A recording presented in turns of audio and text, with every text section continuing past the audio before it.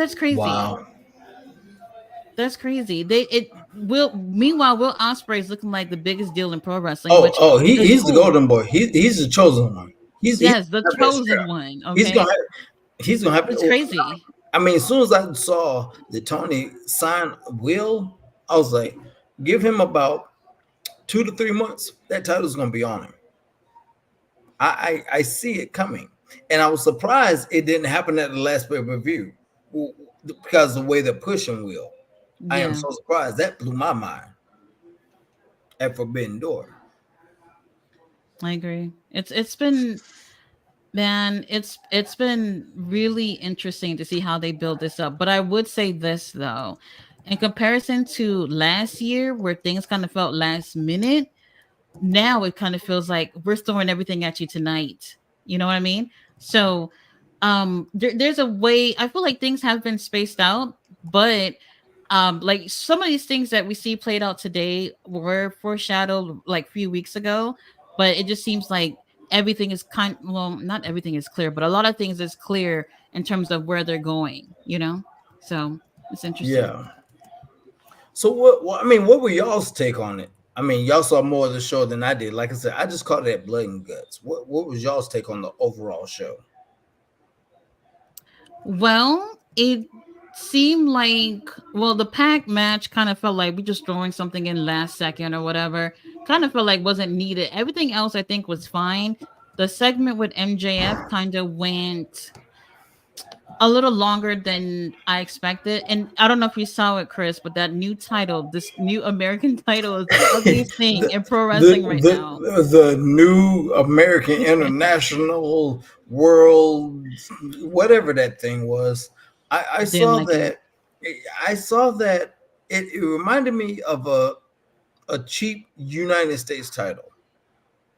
Mm, That's the best way I can describe it. And then I saw, or like I said on one of the wrestling apps, because I had to, MGF comes in, does his own spill, changes the name of the title, shows a new title, and the right. only thing that changes is the pictures that you actually put on the title.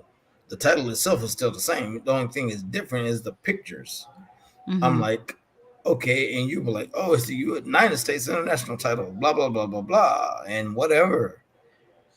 So okay, if you're gonna have a U.S. title, get a U.S. title. It wouldn't be. But I mean, it wouldn't be a bad thing. But do you think there's too many titles already? I was just about to say that. I That's was the just about to say that.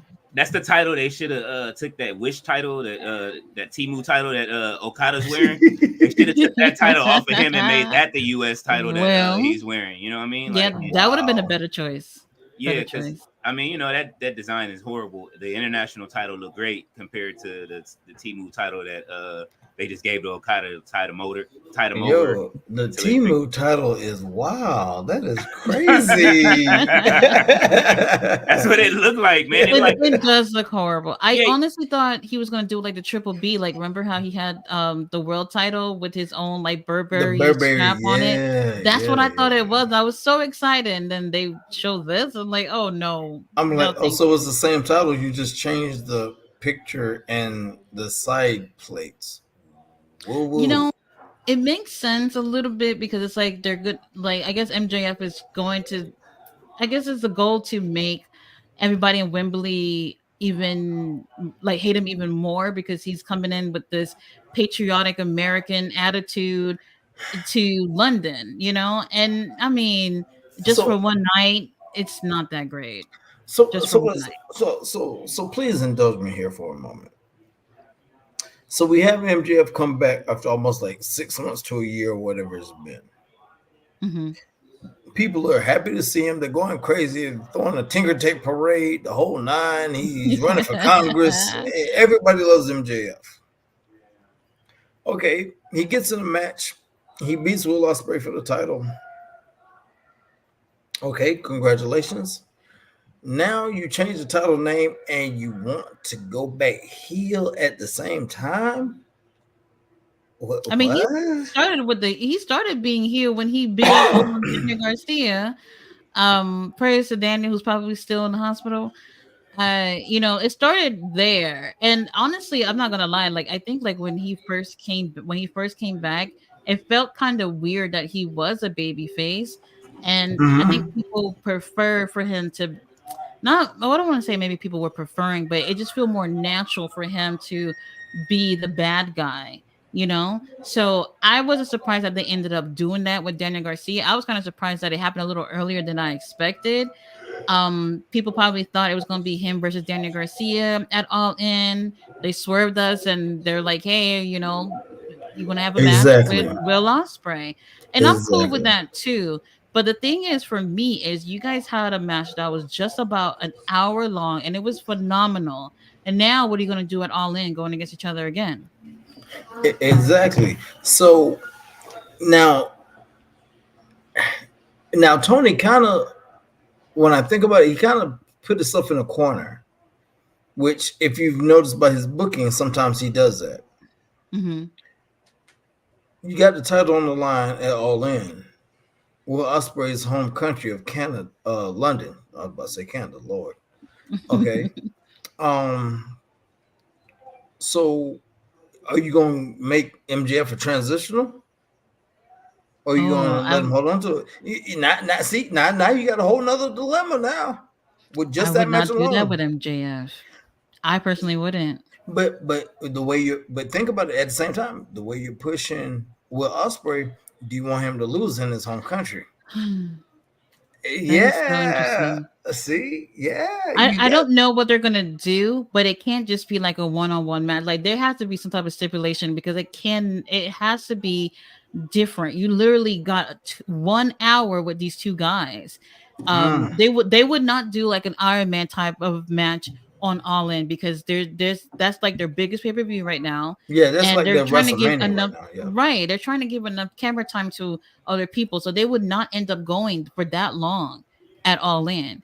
They're gonna have to do something. I don't know, cage match, something to set things different Mm-hmm. from what we just saw. You know So how yeah, in that aspect, he put himself in a corner, I think. we always say like MJF is like Tony Khan's Hogan in a Oh, sense. Wow. Nah, that's for real. Like Wow. Hogan was just at the RNC, you know what I'm saying, convention, Yeah, right? that's what I was about to say. We're gonna see MGF ripping off his shirt too. This is he about to give us a Hogan moment in London, you and know what? That would make sense. it's the heel version of Hogan. He's doing the All American shit and heading into it, and and you hate Hogan right now, so Absolutely. why not give you a heel version of that? You know what I'm saying? Like, Makes sense. Makes sense. Makes sense. I can Very see that. interesting. and I don't know about the rest of the card. You know what I'm saying? Like right now, like I say, Pastor Briscoe is over there. Right. He's the only one that don't look like he's gonna be on though. He'll be The pay-per-view. they gonna dig somebody up for his. He might be Okay. on a pre-show. Speaking of Briscoe, Tati, I just saw that you were at some house shows for ROH. Oh, I went to Collision, and then they did a Ring of Honor taping for tomorrow, and Ah, then I'll be at the pay-per-view on Saturday, and then on Collision and Battle of the Belts on Saturday. okay. It's funny that you say that because they brought Collision here to Greenville a few years ago, maybe about a year Mm-hmm. or so ago.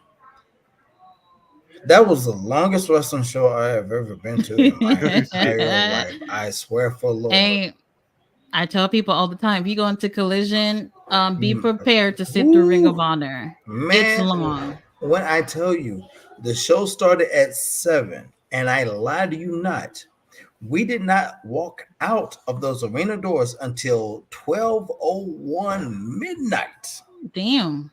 Well, there you We go. Yeah, because you got to think they had 3 matches before Collision.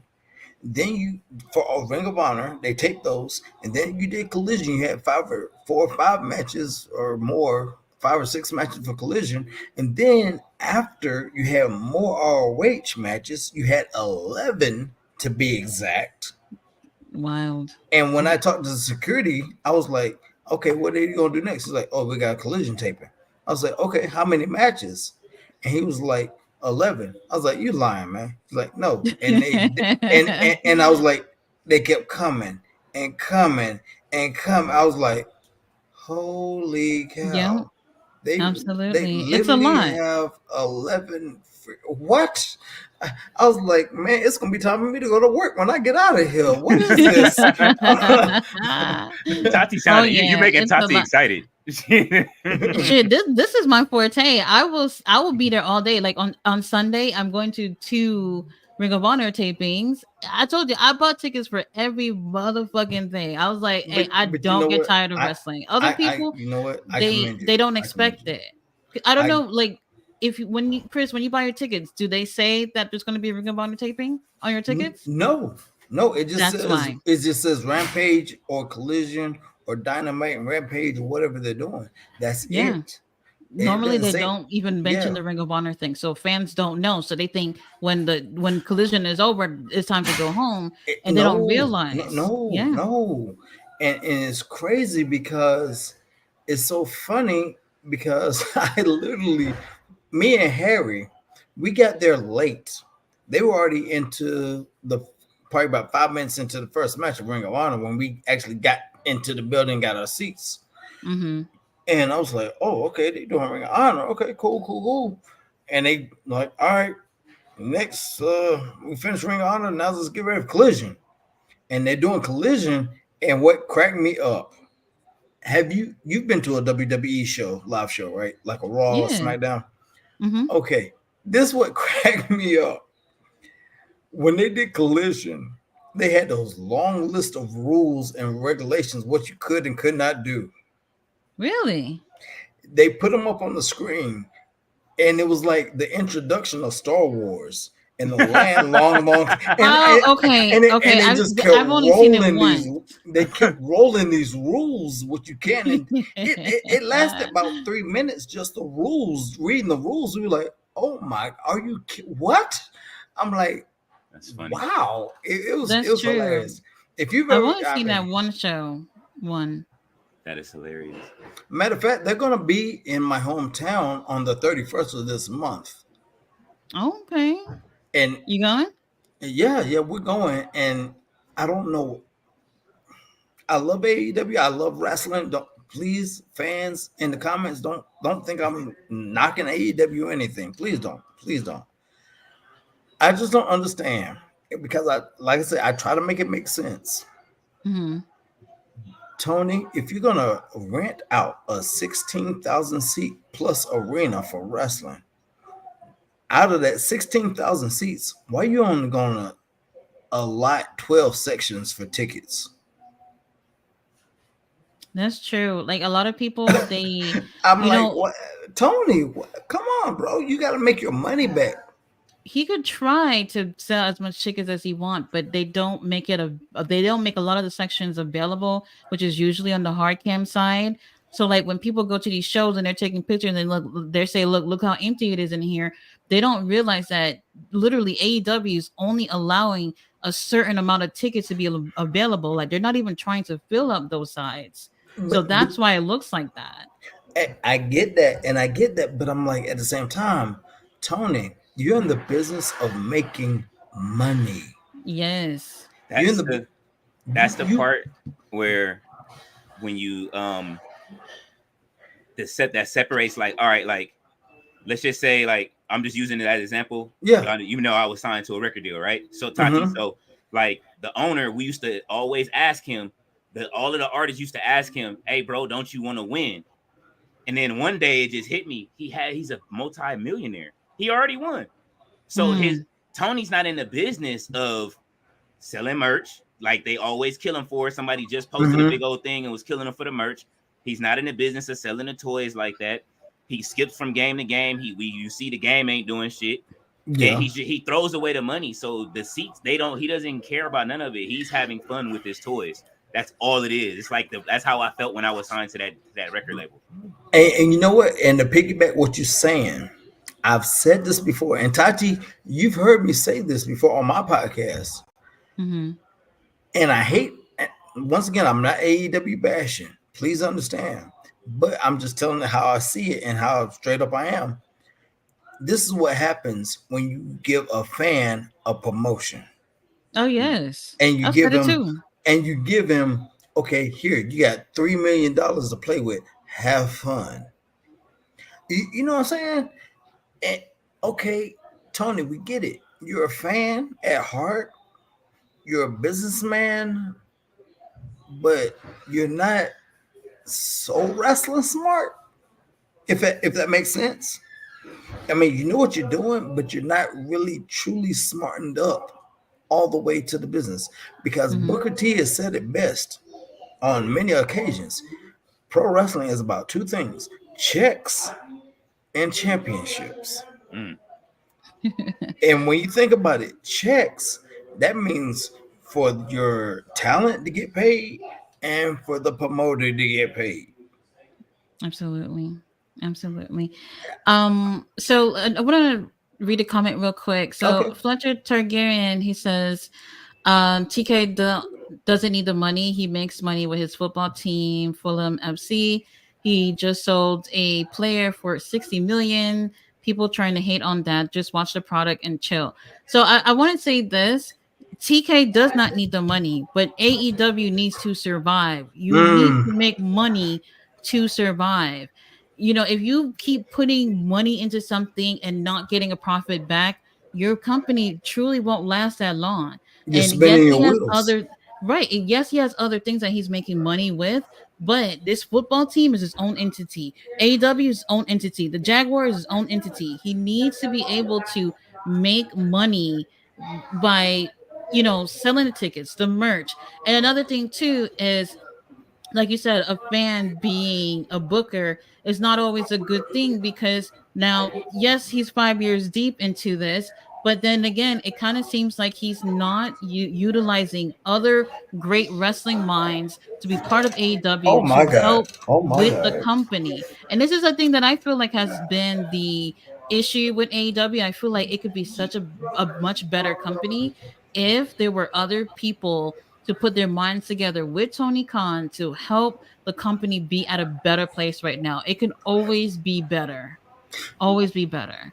Tatiana, say it one more time for the people in the back because I have said that. Me and Harry have said that so many times Right. because I really want we them to succeed. yes, we They want them to there's succeed. WWE needs competition on yeah. a major level. Yes, TNA is good, but come on, can they really compete with WWE on that level? No, they No. can't. And that's why they're partnering with them. And I'm really worried for TNA. I really am. We'll see what happens a year from now with this partnership with TNA, because this is what AEW has done with New Japan. And I don't think maybe it was Tony Khan's like idea going into this, but look at all the top stars that AEW has taken from New Japan. Look at it. And Mm, now New mm. Japan, I don't know if anybody's watching New Japan as well. You know, they got the tournament going on right now. And for Yeah, me, it's I'm the like, what the G1, right? the G1. G1, yes. Yeah. And for me, I'm like, they need to be focusing on the young stars moving up in this tournament, because right now they're focusing on people like Tanahashi, Naito. These guys, they're the older guys in the company, and it's just like Will Ospreay left, Mercedes left, Okada left. All these really good, great wrestlers, their best people left to go to AEW. So TNA, watch out, baby. You know, and I agree with you 100%. I swear to Lord I do. Because and I gotta ask Fletcher. Fletcher, that 60 million, is that US currency or euros? Because I That's mean, if you think about interesting. it, the euros are more powerful than the US currency. They're bigger than US currency right now. So is that 60 million euros or 60 million US dollar currency? But like Tati also said, those three entities, the Jaguars, AEW, Fulham Yeah, Football they're Club, all their th- separate they're all things. separate. And plus, you got to think too, maybe you don't know, or maybe you do know, Shahid Khan, this is basically Tony's allowance he's playing with. I mean, because Shahid, his dad, basically like, okay, son, here you go. Here's an extra couple of million. Have fun. Do what you need to do with it, or whatever you got Mhm. going on. He is the money. He's the bag. Shahid Khan is the bag. He's the owner of the Absolutely. Jaguars. So let's just be real. That's where all this money is coming from. I mean, and it's been stated too, because Shahid has been like, okay, son, AEW is burning through money. I haven't seen a return, and a businessman wants to see some kind of return. Yes. And we all know as wrestling fans, and it's been recorded, there were some penny pinchers sent down to AEW to read them books and say like, okay, what's going on? What you spending your money on? Because your daddy wants his return. He wants to see some kind of money coming back into the house. Yeah, they lost money last year. They lost a lot of money last year. But then Tony Khan put that same amount of money. They lost over 35 million last year, and that same How amount much? is what he put 35 million. Like And that same amount is what he put almost in contracts just this year. Oh my So how God. do you make money? Okada's almost half of that 35 million. So imagine what Will Ospreay got. Imagine what Mercedes got. You know what I mean? And what's so It's crazy? a business. Exactly. And see, and that's one thing I was just trying to understand. I'm like, okay, it's a business, it's entertainment. We as wrestling fans love it that you're putting out the product and you're giving us something to entertain us. Thank you. God bless you. We love you for it.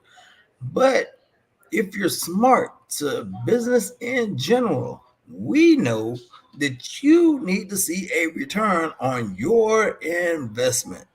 Absolutely. We know this. ROI.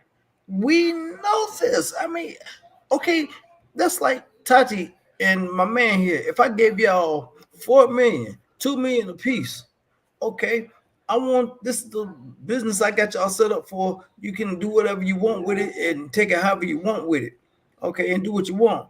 But guess what? After that physical year, Tati, what's your return? My man, what's your return? Yeah. I'm in the red. Tati, I'm in the red. Oh, but we ain't got no return? Huh? I gave y'all 2 million? Okay. I'm sending my accountants. We looking at them books. What y'all doing wrong? Because I need to see some money coming back to the house. Yep. Fletcher. It matters. It really does matter. I see Fletcher going hard. Hold on. Wait a minute. There's no Tony Khan hate. There's no AEW hate. There's no hate at all. I'm just being from a business strategic standpoint. You know what I'm saying? It's like I said, it's about checks and championships. You know, I mean, you put in money into something, you want to see your return into that same something. That's just what it is. It's from a business standpoint. You know, you want to make money. You want to have people invest in your products as well. You have to, you know, make better choices and make money. And let me just say this: what sets my channel aside from all these motherfuckers who talk about wrestling and also the Straight Up Wrestling show and also No Dirt Sheets is that we don't sit here and talk about roses when it comes to pro wrestling. There are things here that don't make sense. There are things here that can be done to be better. And I'm not going to sit here and just say positive things when there are other things that can be said to help. This is why I feel like AEW is not where they're supposed to be, because when you have people who are on your team that say yes, let me kiss your ass, let me, oh my God, you know what I mean? That's how you don't get better. When you have people in your life, in your business, in whatever you do in life to say this is great, however, you need to do this to improve with what you're doing. That's how you fucking win. So I can't sit here, and as much as I love AEW, you guys see I don't spend hundreds of dollars to be at all these shows for the next week. There's no AEW hate. If I hated the company, you think I would have spent a dime on it? You think I would be doing these reviews, doing these watch-alongs on it? Absolutely not. I sit here, I tell you guys what I see, and I'm brutally honest with everything that I see. If you want to hear nothing but good things, go watch Simon and from whatever the other channel. They're gonna sit there and tell you all these really nice things. I don't do that here. I'm gonna tell you guys the truth. Y'all don't want to hear it, then and WWE and just I saw that WWE perfect. They not perfect either. They no, fucking up over there. Absolutely not. No, we can go down a whole list of shit that they need to improve. I understand where you coming from as far as like celebrating the last match, but even that match, I can compare that shit to the way that the Cody Rhodes match ended with him and Sami Zayn. Neither one of them, the endings to either one of those matches were great. Yeah, the beginning to the fucking very end before they ended, they both ended like shit. I love this whole blood and guts match, but it left way too much shit. Like, why did? And then Cody Rhodes at least hit him with the fucking what's the name at the end. But even The then, that shit crossroads, was yeah. stupid. It was dumb. It was a stupid ass ending. Like they don't know Right. how to end matches on pay-per-views The a lot of per- the time. Yeah, like The so. performance great, but the ending, what they leave you on, not so great. I mean, It's too Swerve and many Hangman was questions. gone. It's too many They were questions. gone. Crazy. I mean, okay, like Mr. All Days Off. Okay, down in the comments. Yes, Blood and Guts was entertaining. It was a good match. But if you really dissected that thing and looked at it past the performance, past the entertainment, past the glitz and the glam, there's so many questions of what if. Nothing ties together because you got a string over here and a string way down here that ties into something else way back there that we've already gone and done and been finished with or supposedly been finished with, and now you're trying to bring it back to the forefront. It's a lot. It's Okay. a lot. Do y'all want to see Ospreay? Let's just do this. And in the comment section, y'all answer these questions. Y'all want to see Ospreay and at All In at the new next pay-per-view? We just had it on TV. Y'all want to see Ospreay versus MJF too, or were you ready to see MJF defend that title against somebody else? Do y'all want to see I'd rather somebody else. Hangman and Swerve 4? You know, we're about to see Hangman and Swerve 4 or 5, whatever. Now after 5 we actually. thought it was No. already done Is and it over. 3? After we thought it was done and over. Huh? Is it 3? He Hangman beat and Swerve 3? Oh gosh. No, this I would don't be. know. Oh no, wait, no, No, because he beat him. they had that triple threat match with Samoa Joe. Then they just had this blood and guts match, so that's 4 already. So now we about to Yeah. get 5. Like, Well- how many times is everybody finna keep fighting each other when there's so many new people on the So, card that they need but- to have up okay, on the card? Can I say this though? Go ahead. Okay, I don't know, y'all gonna agree, but No, go ahead. I don't mind. Why? Because it's one of those things where let's go back to Rock and Austin, where there's always something between these guys, regardless, even when they're not All right. involved. There's always Yeah. something there. Claudio Castagnoli and Eddie Kingston that's been beefing since the womb. These guys, there's always something. You know what I mean? So Okay. I actually do like that.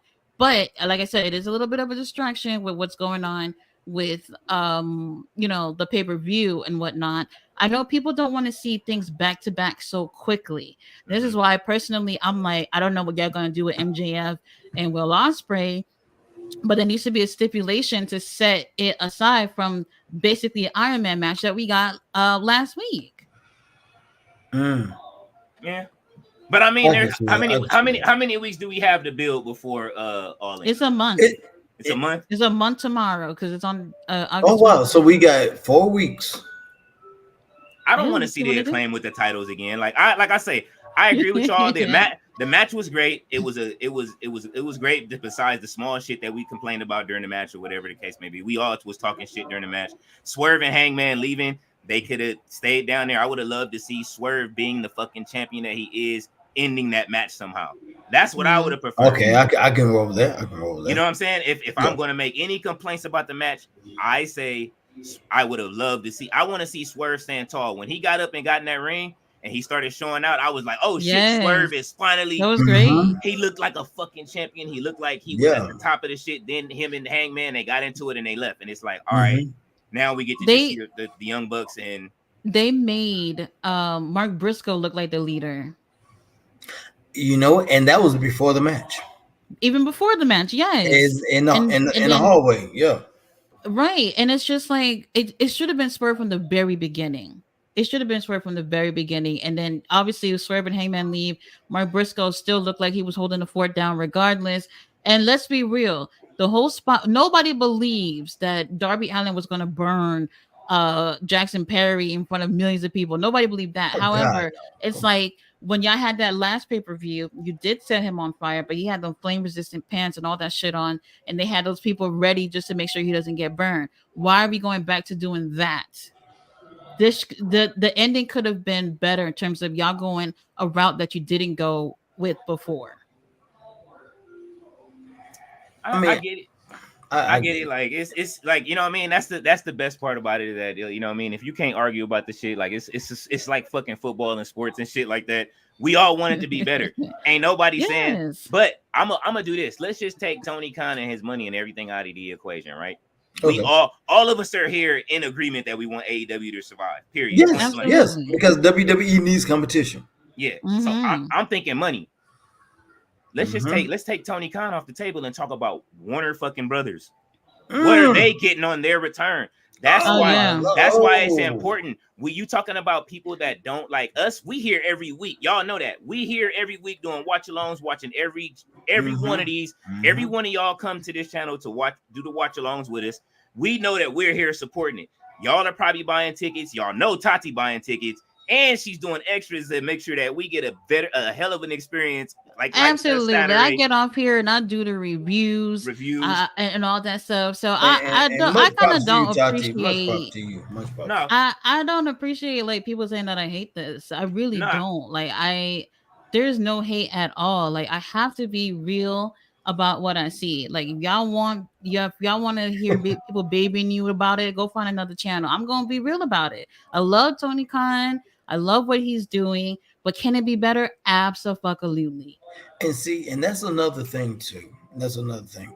Now I want to give Tony Khan his props, because when he brought Collision to Greenville, my hometown, I was surprised he stayed the whole show. Because Tati, as you saw, I don't know if he was there at your show, when he came to Collision, before Ring of Honor, the first 3 matches started, he was like, "Hey, ladies and gentlemen, welcome to Ring of Honor. We're gonna have 3 matches, and we're gonna tape them. Blah blah blah blah blah. Hope you have them. Great time. All right." And he went back to the back. They did 3 matches. Came back out. "Hey, ladies and gentlemen, all right, I'm back again. We're getting ready to do Collision. Blah blah blah, and whatever. We're gonna be live, and I hope you enjoy the show." Went back. Did Collision. Okay, Collision's over with. "Hey, ladies and gentlemen, once again, I'm back again. We're gonna do some more matches of Ring of Honor and da da da blah blah." I was like, "Gee, I thought you would have been on a plane heading back to Jacksonville by now, dude." I like, Yeah. Okay, much props to you, Tony. You hanging in there. Okay, much props. But like you said, we want the product to be better. There's always room for improvement. Right. Always. And then you said something, Tati, earlier about the kiss ass. And me, oh my gosh, you're on the same page as I am, the same mind thought. Tony has so much wrestling knowledge around him behind that curtain. I mean, over at least 90 years total, or maybe 100 years Even worth more. of experience. At least 100 years of wrestling experience around him for everybody. Tony, you don't have to bear the burden alone, brother. Ask. Absolutely. There's no such thing as a stupid question except the question that was never asked. That's the only stupid question there ever was. Tony, you got JR. You got Jeff Jarrett. Jeff Jarrett, third generation promoter. You got Tony. You got Tony Schiavone, and and I could keep. That's about 50 years right there. Just those individuals. They had Tully. They had Arn Anderson. They ended up leaving, which is wild to me. Who else is over there? Dean Malenko's over there. Like there were so many people over there. Then there were so many people that he could be looking to scout. I know they're focusing on getting wrestlers or whatever like that. I get it. But if you focus on getting bookers to actually be part of the team, it will make a fucking big difference with just the people you have. Yes, because Tony was like, "I am the be all end all when it comes to creative." Tony, don't know, man. Why you gotta take all that burden on yourself, bro? You got all these years of wrestling knowledge to help you, support you, and I'm sure they want to, but guess what? You ain't offering the olive branch, so guess what they gonna do? I'm gonna shut up and take my check. Yep. That's what they gonna do. That's all you can do until the contract is over. And now look what happens. They go right to the YouTubes just as well as Dijak is doing. You know what I'm saying? I don't know where he gonna work at. You know what I'm saying? Like we call him Ryjack over here, because at the end of the day, he turned it into Ryback, and all you gonna do is get booked for interviews. He's doing the smallest channels and he's going out there doing the same thing. Paul White is finna leave. He's on his way out the door. They walking him to the door next. Mark Henry's already did it, and you see what he's doing. Mark Henry just got a biography, WWE biography, so you already know what he's doing. Quick. Immediately they was all, hey, Mark, you're not doing nothing. Yeah, they won't even let me announce. You know what I mean? It's the main event anymore. Like, all right, well, look. So as soon as you leave, we're gonna do a biography. You know what I'm saying? Like, I saw that happening because Mark Henry has a really great eye for pro wrestling. When he talks about it, like on the podcast, you hear all the really great ideas, and I'm like, damn, I wish he would actually apply those to the show. And if y'all hear him on Busted Open Radio, I don't know if anybody has Sirius. Yeah. Busted Open Radio, man, just hearing that man talk, I'm like, dude, bro. I'm like, come on, man. What? You had all these years of experience from not knowing nothing to being under the tutelage of Vince McMahon, who, even though you may not like the man is a genius when it comes to this business. You cannot deny it. I'm sorry. You may not like his ethics. You may not like his tactics. You may not like him as a person. But when it comes to pro wrestling, the man is a freaking genius. Absolutely. And he was under all that. And then going all those years, he's learned from everybody that's come through his path of all those legends to where he is now. Tony, the man knows something. Yeah, I agree. I mean, but like I said, I'm not bashing Tony. I'm not knocking AEW. Please do not get that misunderstood. We just want to see it get better. And absolutely. Granted, and I ain't kissing Tony's ass. I'm like, oh, Tony, you're doing a great job. Yeah, the show's awesome, and it's really crap. I'm not that guy. You gotta be honest. I'm not that guy. You have to be honest. Yeah, and like I say, it was a good. It was definitely a good match. What we got in there, but I would love to see a better ending. Personally, I love the match. You know what I mean, and all of the stuff they brung out, but. The two things I didn't like was the Acclaimed. If they wasn't ready to, you know what I mean? Like if they were just going to hide under the ring for half the match and what's the name leaving in the back. Other than that, Anthony Bones taking that amazing bump because I was like, as soon as I see him climbing that cage, I was like, okay, Anthony, I can tell right now the way you position, you gonna have to take that bump, buddy. Because Jackson, which Jackson it was, Nick or Michael or Tito or whatever Jackson it was, whatever Jackson it was, he ain't in a position to take that. So you gonna have to go through them tables, buddy, and have fun with that. Yeah, but he at least did something. Max Caster, I didn't see Max Caster do anything but get in the ring, handing weapons over to everybody else to use them. That was wild to me.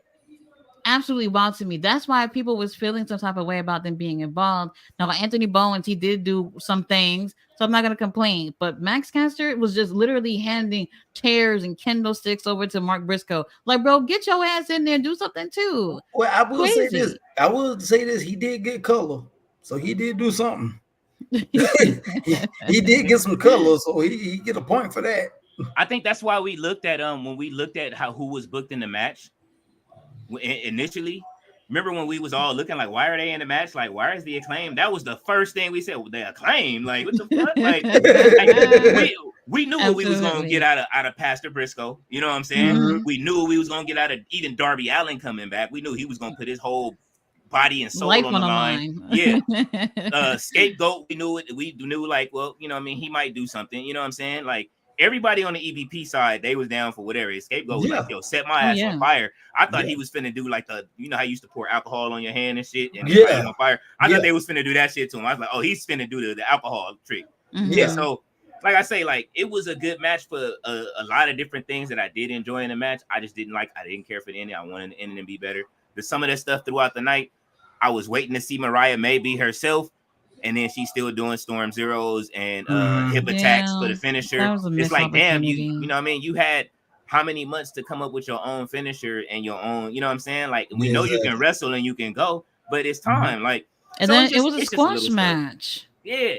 And then it was like who you wrestle? Crazy. Like, and I want to, you know, give big props, big shout out to Okada for taking a staple in the middle finger.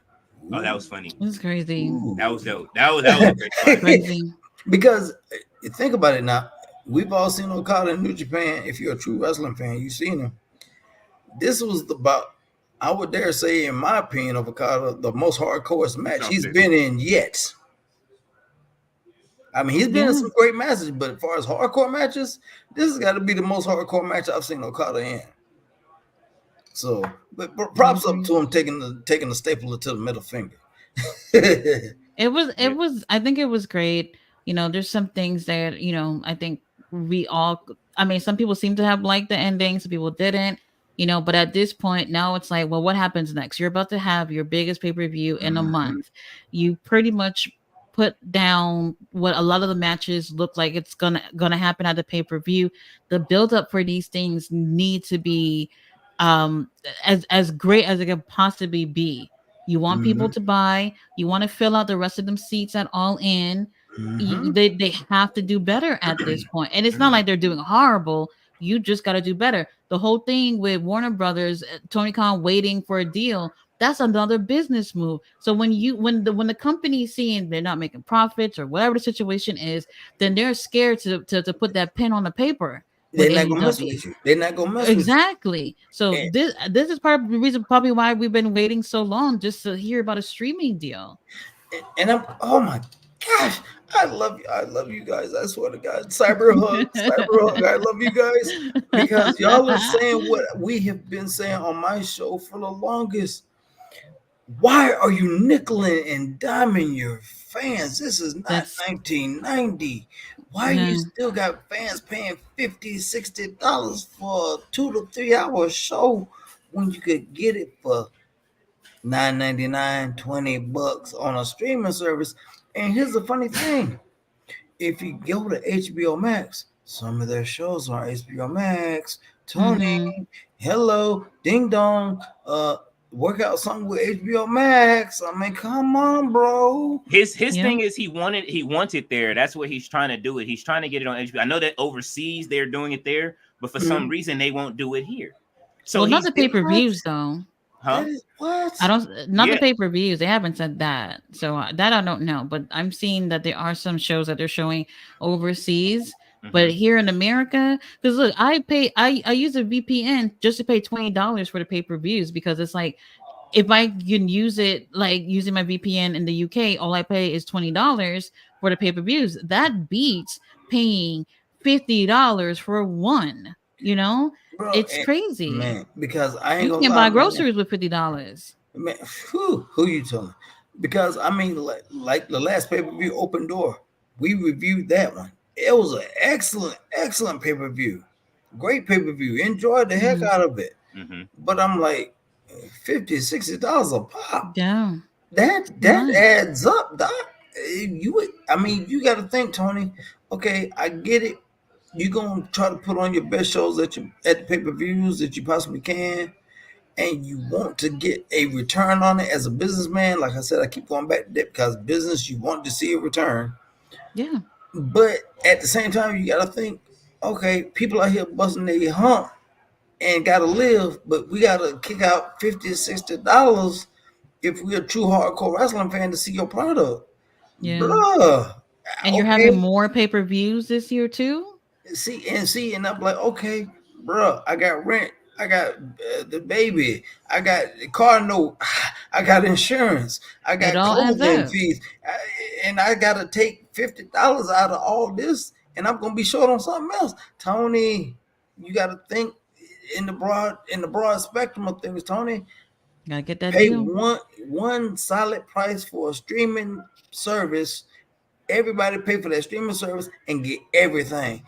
I mean, WWE is on Peacock, and granted, they about to go to Netflix next year, and that's going to be a whole nother thing because everybody doesn't have opportunity. Yeah, it's a big opportunity, but everybody doesn't have Netflix, so neither.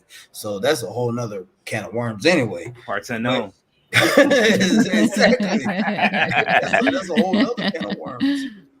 But that's just my point of view on my take on it, you know. So yeah.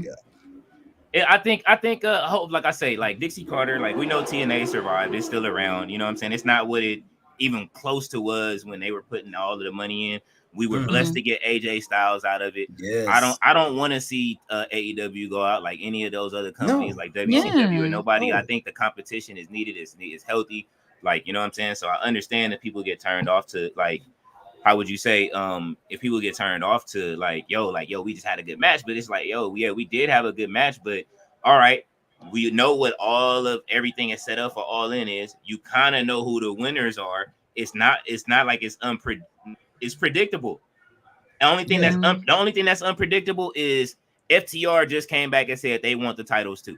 So now you may have a 3 or 4 way dance, and who knows if it's going to be a triple I threat hope so. or a 4-way. You know what I'm saying? We do, because we just nobody wants to see the Acclaim straight up with the Young Bucks. We know how that's going to end.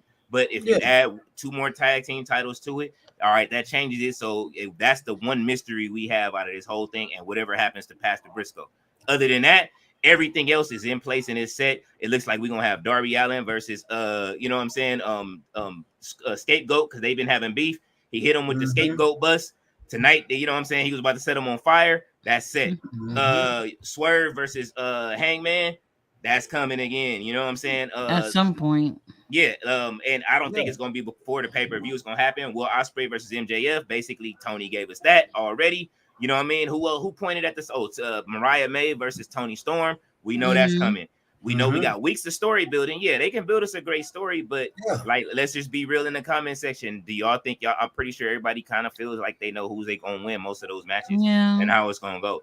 And so that's the thing. It's like, damn, man, if it's gonna be that predictable already a month out, like, you need to change up your booking, man. You need to do like, okay, for example, with me and Harry, when we do a local show, an indie show here in town, and you know, we come in helping out CMW, Carolina Main Event Wrestling.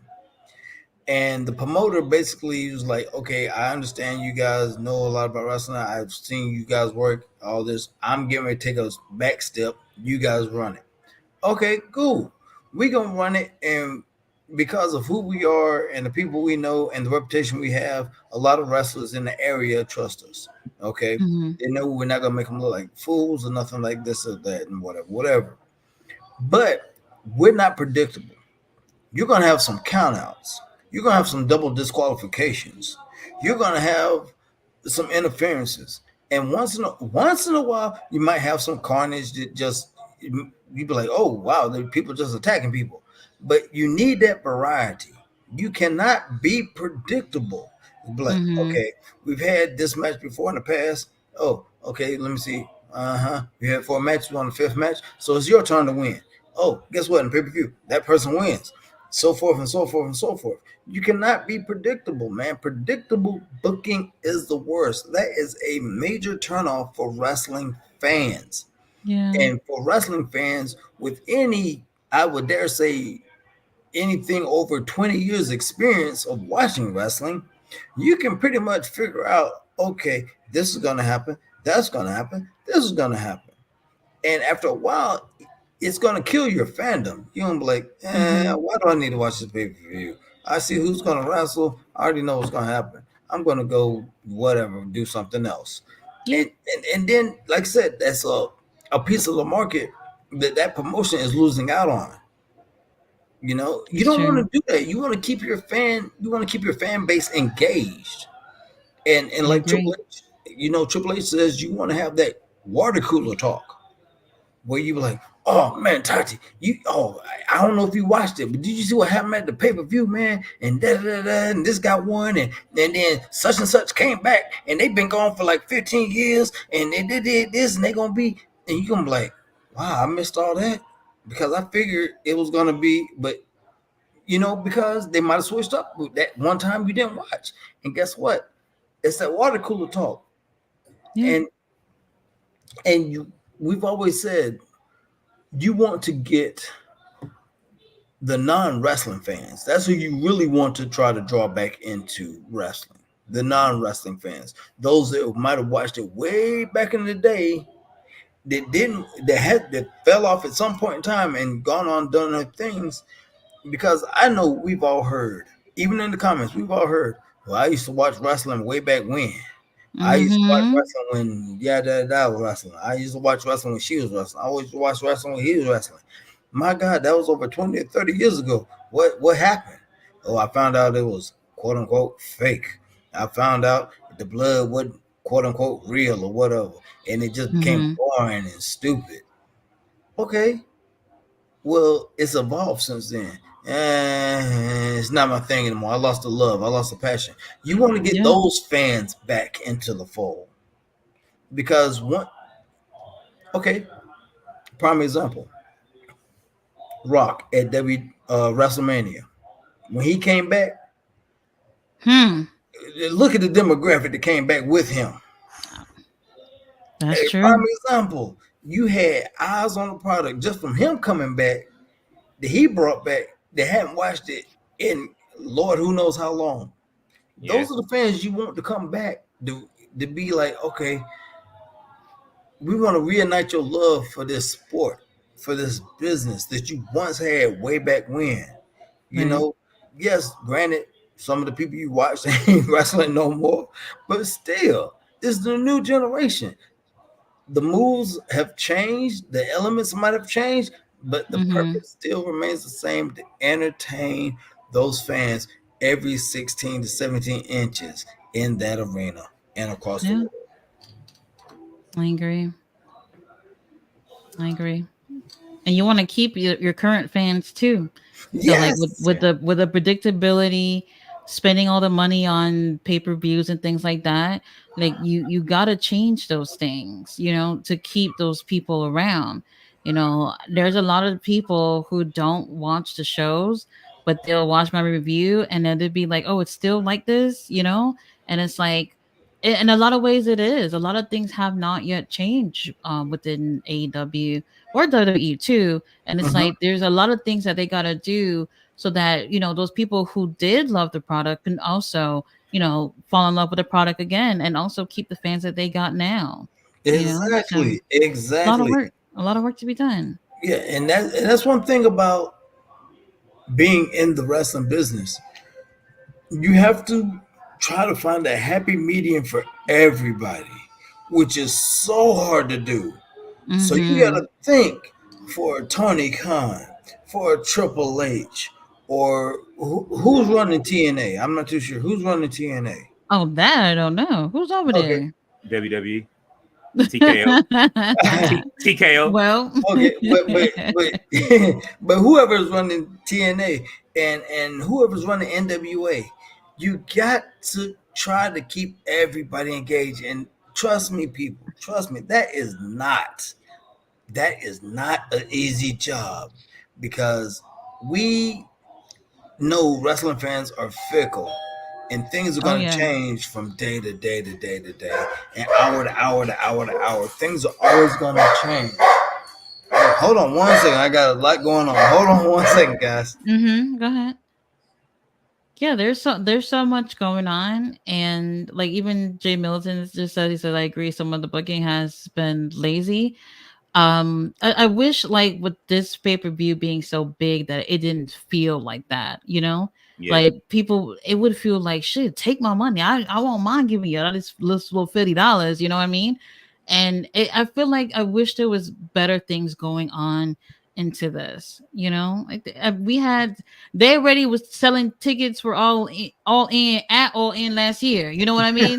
So you knew that was you knew this was coming. You Yeah. had a whole year to really try to give your best, the very best you can give. Now, granted, there's new people coming in that they probably didn't know, but there's still, there was still an opportunity to make this show feel like the biggest thing. You Yeah. know what I mean? And when I see this card and I compare it to other pay per views that we've had, Forbidden Door might even be better than this, coming up. So, but Yeah. we'll see. We'll see. I mean, like I say, we never be able to judge what the performance is they're gonna give. Like Fletcher's point, his point was that let's just enjoy the product and be happy. Like we got a good what's the name tonight? But it was Mm-hmm. good. But it's like, all right, but what about like next Wednesday on Dynamite? Like Tati still has Ring of Honor and fucking Mm-hmm. Collision this weekend, and she still got the pay-per-view. Like we already kind of know that our Ring of Honor is whatever, you know what I'm saying? Like they're getting it together. But she still has Collision this weekend. We don't know what we're gonna see Yeah. with Collision, but you know all of the matches that are set for this. But let's just keep it a beam. We all were like, we still were kind of guessing, is Cody gonna win the championship or is he not? You know what I'm saying? Like through the WrestleMania shit, is Roman gonna keep it? There are all of these factors that we was like, damn, if this might happen, that still was like, I don't know. With this, you kind of damn near can guess what's gonna happen. You know what I'm saying? Like, all right, why do you gave MJF the championship?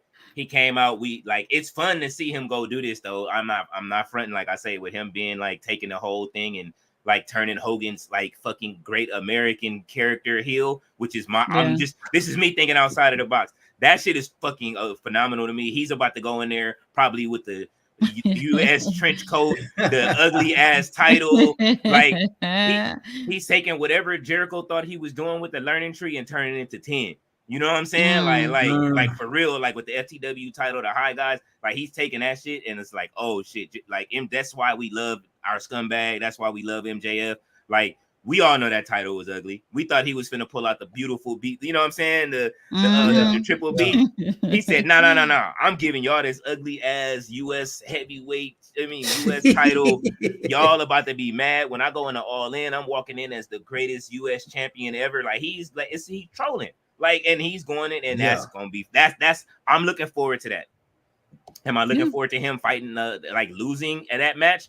Hell no. He better win that match. If y'all want to show me something different, and we better be like, nah, MJF retain, or I'm gonna be hot. You know what I'm saying? Or what else? Toni Storm. Like we wanted Mariah. I would have been cool with Mariah May maybe taking the title off of her if she had her own moveset, but she don't. She using the she's still great value Toni Storm right now until she continues evolving over the next couple of weeks. Like, no, I'm not rolling yet. We could do better. We could do better. Yeah. Great value is crazy. I'm just saying, like, listen, this is what we getting. Like, I don't want to see discount versions of other people's characters. Like, besides the MJF shit, like that shit is different. It's funny, you know what I'm saying? Like, I get it. Well, why he's doing it. Hogan was just at the RNC. He probably watched it and was like, oh, you know what? I can see it. You know what I'm saying? Let's do that. Let's go into All In. He made the fans turn on him. That was the first time I really heard them boo the shit out of him like that in a long time, and it made me feel good. Like, damn, man, I ain't heard them boo MJF like that in a long time. That shit felt good to my soul. Like, oh, they really booed this man. Like, he finally turned the fans against him again. That's a hard thing to do. I know that from a lot of, because we're in an age where we kind of like the heel. You know what I'm saying? Like people, you know what I'm saying? Like people, they fucking love the heel president. So it's like, you know what I'm saying? Like it's that's what it is. So I don't know, man. Like going into it, I'm kind of like, some of these matches I'm kind of cool on. Some of them I'm like kind of want to see. Yeah, that's like, the biggest show. It's like the year the bad guy. Yeah. You know, that's the best analogy I could possibly use it as. Just you're the bad guy. You want to see the bad guy lose, but you want to see him win at the same time. It's like a crazy conundrum that you're stuck in.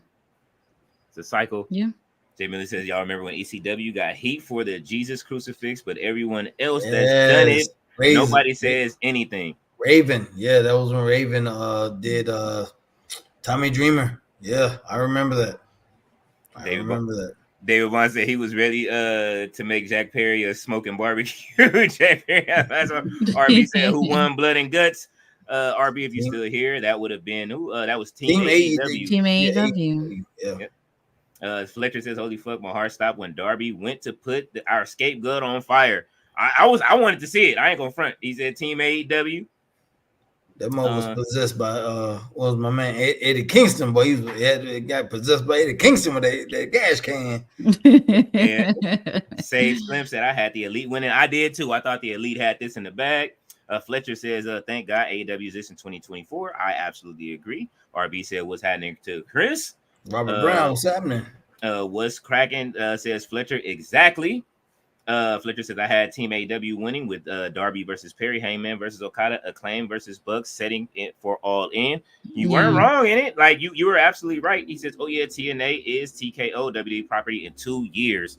Hey, wow. Ooh, wow. I see it. Here come David Valentine. Breaking news: Scott D'Amore, Maple Leaf Wrestling trademark, MPW, Maximum Pro Wrestling. Mm. Oh, really? Oh, well, I didn't hear I don't know. anything Half the about time, that. sometimes he'll drop signs, but then most of the time he be on some bullshit. So somebody in the comments, can y'all might check be, on he David might be Valentine? trolling. He might be trolling. What's cracking says Bullet Club, any version for life. Absolutely. Okay. Fletcher says, and our scapegoat wasn't going to quit. All praise to our scapegoat. Hey, man, I am not. I know Fletcher gone already, but absolutely. That is one of the things I did like. I'm glad he wasn't going to do it. It makes his character look strong going into anything. Yes. Now it makes him, for the match with him and Darby, that makes it like that match they can do whatever. Yeah, they can go at it. That would have been great if the FTW championship wasn't on Chris Jericho and it was on one of them. And I heard they changed the name of that too. What's that? The FTW championship? Yeah, that's what I think they was talking about. It's called for the World Championship. Something like for the world. That was what's the original name? Fuck the world? Like what was right? That's it. Fuck the World Championship. Yeah, fuck the world. Chris Jericho changed it or whatever. And I don't know what they're gonna do with that title, but they don't even recognize it as an AEW title, so I don't even know if it really matters at this point. Somebody chop the learning trio down, please. Hangman Fletcher says Hangman versus Swerve 3 gonna cook, feed the family for ages. Well, I mean, like I say, man, if Austin and Rock can have a beef forever, and Triple H and The Rock can have a beef forever, then y'all, you got me on that one, and I'll say it. But I just thought it was too close to, what I mean? Like, damn, he didn't drink the man's blood. What the fuck else y'all want? But hey, as long as the match cooks, and we still ain't even heard nothing about where the fuck is what's the name? Is the rest of the BCC and all this? Oh, are they even still around, man? Because I mean, Renee there. So they'll be on Ring of Honor tomorrow, but they're not. Only Brian's gonna be on the pay-per-view so far.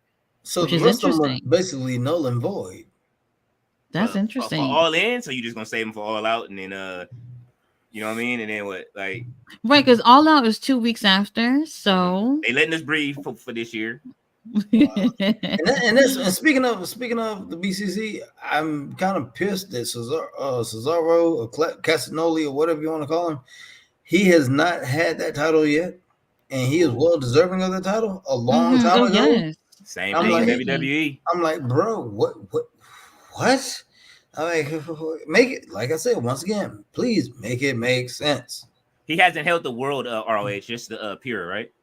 No, he's had the world title in Ring of Honor. But he needs the AEW title. He's worthy of that one. Yeah, he is. But he's always wanted the world title from Ring of Honor. So I get that based off his career over there. But, he's definitely one of those big key players that could be holding the world title in AEW. Exactly. Let's see. Melissa said they booking Jey Uso has been horrible. Yes. And Rikishi was going off when online, but he had to delete his comment because they booking my son wrong, and then Solo probably was sitting over there like, bro, like nigga, like I'm sitting. I would not say anything. You picking him over me now? Really, this is what we doing? Yeah, you know what I'm saying? Like, but I get it though. Jey Uso is, like I say, he moving the merch, he moving this and that, and it's more than just the merch. The fans love Jey Uso. Like, yes, it's one of those. Jimmy Snuka was a fan favorite back in the 80s, and that's before my time, damn near. I'm pretty sure he was really hot in like the late 70s, early 80s. You know what I'm saying? Yeah. And did he ever win the WWE title? They didn't even give it to him. You know what I'm saying? And I remember I used to pray that he used to man, I hope Jimmy Superfly win the championship, and he never won it. So it's people that's gonna get just passed over just because of the simple thing, even though they're popular. You know what I'm saying? Like, and that's sad. The Rockers didn't even hold the fucking the tag titles that long. They took them shits right back. You know what I'm saying? Like in favor of Demolition and Legion of Doom and Power and Glory. You got to hold the titles longer than the Rockers. That's some, you know what I mean? It's just silly shit like that. Like, but, you know what I'm saying? They did though. I'm tapping out. I quit. Yo. Oh shit. Fletcher says Hangman versus Okada, Perry versus Darby, Bucks versus the Acclaim, Swerve versus Danielson, DMD versus CEO, Willow versus Statlander. That Again? MJF versus Osprey, all in book card looking fire. It's not bad, but for your biggest show, I would have tweaked some things. Who's Takeshita fighting at All In? And you know what? And Takeshita not gonna make it. He's not gonna make it. I got a question. Do you think Ricochet is going to AEW? Oh, I don't know. Would be interesting though. Because I say this for us three. We've seen Ricochet and Ospreay in New Japan in their earlier years. Mm-hmm. We've seen those matches. But yes, it will be something fresh and new for those who hadn't seen it. Mm-hmm. But if he goes over to AEW and just being honest, would that be a smart move for his legacy in wrestling? But I mean, just being honest. I hate to be that guy. I don't know. And it's hard to tell how they're going to end up. You see what I'm saying, though? Y'all see what I'm saying? Yeah. I think that I'm gonna keep it a being like if that's the money match between over in AEW, right? So he has a whole roster to go through. I would love to see Ricochet versus Roosh. I would love to see Ricochet. You know what I'm saying? Like I'm gonna give y'all some good match, like Ricochet versus I would love to see Ricochet versus Takeshita, Ricochet versus Okada, Ricochet versus, I know that some of these probably happened in New Japan maybe already, but if they did, y'all can let me know. I know Tati watches it, but I don't. So that's the thing. Like as somebody that is like, who was it? It was a podcaster that somebody said it earlier. They were saying that like a lot of people like in America, they don't get a chance to watch all the stuff that happens around the world. So you grow up a WWE fan, right? You're brand loyal. This is why like you stick to WWE. Most people stick to WWE, but that's all they know. I used to, dabble in TNA. I'm one of those WWE guys that grew up WWE, right? And then I came back to the product. I was still watching WWE, but then I started watching TNA. And then I started seeing clips of AEW. I was like, okay, well, certain people are going over there. I was kind of mad Dean Ambrose left, and now he goes over there. I'm like, okay, well, shit. Some people are leaving, they're going over there. Pac went over there, and then different people start showing up. The whole fucking NXT roster went over to AEW. So, you know what I'm saying? It was like, okay, like, all right, cool. Then I start watching Tati's reviews. Now I'm like, oh, shit, man, I need to tap into AEW and see what's cracking. Now I love AEW, right? And I want to see it survive. I don't want to see it go out like TNA. But then there's New Japan. There's so much shit that I'm still not watching. Like and CMLL, and then you got CMML, and then you got AAA. It's just so many other promotions out there. NWA. I mean, sheesh, wrestling. I mean, if you could just the promotions out there on the major scene, you could have wrestling for 365 days a year for each promotion. You really could have a year of different promotion to fill up that whole year per day for 365 days out of the year for different promotions. Do now. Like you got sometimes you got like what 2 promotions on Thursday. You got Ring of Honor. Right after Ring of Honor goes off, you got TNA. Yep. Then on Fridays you got SmackDown, and right after that you got Rampage. Saturday you got Collision. Monday is Raw. The only day that they give you a day of rest on, like it's like everybody going to church, is on Sunday. Like, you know what I'm saying? Unless there's a pay-per-view. And then you got New Japan about to come back on Thursdays after TNA. So you got New Japan, they already do. See, so there you go. I mean, come on, man. Ooh, good Lord. It's a lot. It's a lot there to cover. So it's like, like I said, and then there's MLW. We're not even gonna get on MLW. Yeah, I forgot about that. Yeah. ROW, which Booker T is every now and then they be cooking. You know what I'm saying? Everybody's watching the growth of Zillify too, so they tapping into what I mean, see wherever he goes. Like now it's a thing where, like, luckily we do have the internet. We do have everybody that talks about all these other different wrestlers and stuff like that. Like, and you do get all of these different perspectives. So we want it to be better because I don't want everybody in WWE. I think WWE is packed as fuck. I don't want to see nobody there. They're getting rid of Bobby Lashley, for God's sake. You got to trim the fat. You got to trim the fat. That's how I feel. You got to trim the fat. I've been saying it for weeks. You gotta trim the fat. Y'all know I cover the WWE shit, and then I come over with Tati, we cover AEW. You gotta. I kept telling people you trim. They still trimming the fat. He not the Yeah. last to go.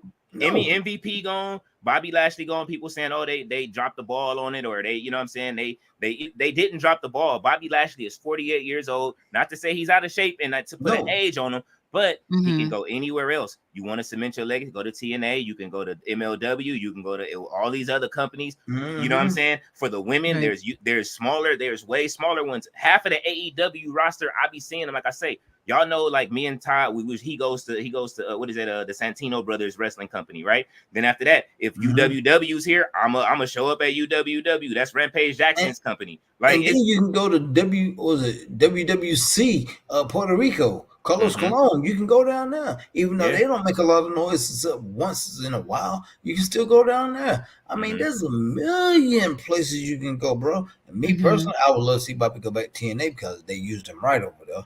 But that's just my opinion. But you know, I mean, I'm like, dude, okay, you're getting a couple of million to do what? Sit in the back, crack jokes, and watch a monitor, and then just pack up your stuff and go to the next city and do the same thing. And dress like Mr. Furley, because he was dressing in suits, and then I don't know what happened to the suit budget. Mr. Furley? Yeah, and then he started dressing like Mr. Furley from Three's Company all of a sudden. I'm like, oh, he pulling shit out of his own closet now? This is why that shit don't work with the Street Profits. Like, you know what I'm saying? It's two different worlds. Like, Bobby is like, ain't Bobby like a country dude? Like, you know what I'm saying? He probably listen to country music and shit like that, and you put him with the hip-hop dudes. That shit ain't gonna work.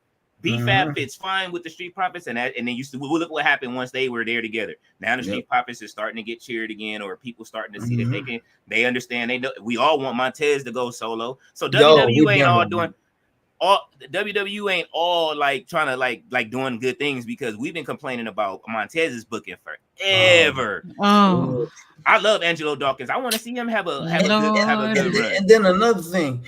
Vince killed Karrion Kross on his first match up on the main roster. Vince killed him. I don't know what we're gonna do with Karrion. The Red Legion of Doom outfit. I mean, the Red Demolition outfit. Dude, I was like, bro. I was like, okay, NXT, you were killing it. You were somebody to be feared. You look like a monster over there. Next thing I know, okay, a couple of months later, oh, you on Raw. What? Okay, you got on a mask. You look like what? And you're wrestling Jeff Hardy. And I'm like, okay, these camera angles can't be right, because in NXT you look like 12 feet taller than everybody, but now it looks like Jeff Hardy's taller than you. I'm like, what? I'm like, same sense. I was like, make it make sense. I'm like, Vince, what? Imagine if he stayed in AEW though. He was on AEW on a Dynamite, I think it was a Dynamite, something like that. And in that same week, then he was on Raw. And I was just like, what? Just a few days later, which was wild. It might have been SmackDown, whichever the one it was. The very same week, he was on both AEW and then boom, WWE that same week. And sometimes I wonder, maybe he could have been a bigger deal had he stayed in AEW. He could have possibly been in part of like House of Black or something. Yeah, and I want to say, if you ever get to meet, honestly, Karrion Kross, he is one of the nicest people you will ever meet. That dude will take a picture, sign an autograph, joke with you, whatever. He is one of the nicest guys ever. And Harry, I see your comment down there. We know, Harry, you hate Karrion Kross. We know that. That's my podcast partner, by the way, down there, guys. We know you can't stand Karrion Kross, but they love Harry. You know what though? But you know what? Our chat calls him Catering Cross, because that's for a minute. You know what I'm saying? So they more brutal than, you know what I'm saying? Like, but it's like, yo, like, what the fuck happened to the Karrion Kross that used to be in NXT that we all was like, oh, this dude is about to come up to the thing. Him and Scarlett is finna cook, and then he just ain't been the same since he got released. Vince, that first match when Vince got him and brought him up to Raw against Jeff Hardy. Yeah. I ain't got nothing. I'm sorry. That's all I got. But like I said, if you meet him on the show, he's one of the nicest guys you ever meet. He's awesome. He's awesome. Let's see. Fletcher said it's Hangman versus Okada. They've been hitting at it for weeks. I want to see that. That would be a surprise if I see. That would be a good one. That would be a good one. But then who the Swerve fight at the pay-per-view, if that's the case, if it's Hangman versus Okada? Exactly. Like, because they've already said that MJF is fighting, you know what I'm saying? Like Ospreay. Yeah, Ospreay. So it's like, so unless they turn it into a 3-way match or something like that. But I mean, do Mhm. we? But then after that, it's like, if Okada, if Hangman beats Okada and then he gets the Temu championship, then Just what do we do after that? I'm just saying. Listen, the reason I call it that is because you know how you scroll on Facebook. I don't know if you use Facebook, but if you scroll on Facebook, you'll come every now and then Yeah. you'll come across those people that sell the championships and they look cheap. That's what Yeah, that shit yeah, looks yeah, like. It's yeah. like they took a chance at ordering one of those championships, and that's what they Mhm. got. Like, Bro, it's like the New Japan heavyweight title, the new version. I oh think yeah, it's the version 5 or version 4. I saw it on Amazon and I was looking at the plates real close. I'm like, okay, this is like no 3D push-ups, no layering, no, the plate thickness is like about thin as a dime, and they want 165 for that. I'm like, you'd be a fool yeah. to. I mean, that thing is about as thick as a slice of aluminum foil. I'm like, come on, bro. I'm like, really? Come on, what? Oh, and then there's still Thunder Rosa and Deanna Purrazzo. Do they just go to the like Oh my god, this? I forgot That's all a about beef that. that I forgot now all that's about a beef that I don't mind seeing over and over and over because they cook every time. That lumberjack match was fire. Every match they've been having is fire. Now And I that ain't gonna match, lie, both of them, I'm just be straight up. Those are some gorgeous I women. don't feel Must be fulfilled by their gorgeous. matches. I have not felt fulfilled by their matches. I know that they were both trying to fight Tony Storm, and that's how the whole shit started. But it Yeah. feels like the Stone Cold Yeah. Rock, you know what I mean, beef to me, Yeah. like in AEW. And then what we gonna see? We gonna see them on the pre-show, or are they gonna have a spot on the card? Or, Pre-show. you know what I'm saying? And then because of the learning tree. Now you still got to break up the trios titles at the same time. Like, don't sit there because somebody hurt and keep the titles on them dudes and Christian wear all 3 titles and cut promos for 4 or 5 months. Didn't Don't do that. then they probably are because Kill Switch is hurt. They can't double down on it because then they will look like hypocrites with what happened with the Bang Bang Gang. They took it off of them for that same reason because Jay was hurt. Yeah, So Facts. they're gonna keep it on them and until Luchasaurus is better, I guess. I mean, unless they do the same thing and strip them. And they supposed to, and they should have Back turned to- Lucha on. They should have turned Lucha on Christian. I'm just calling him Christian. A long time ago, they should have pulled the trigger on that a long time ago. I don't know what they were waiting on that. Unless they do it where Nick Wayne and him defend the titles themselves and pull a MJF like they did it All In, and you know what I'm saying, when he defended both of the championships himself. He did it. They probably could do that.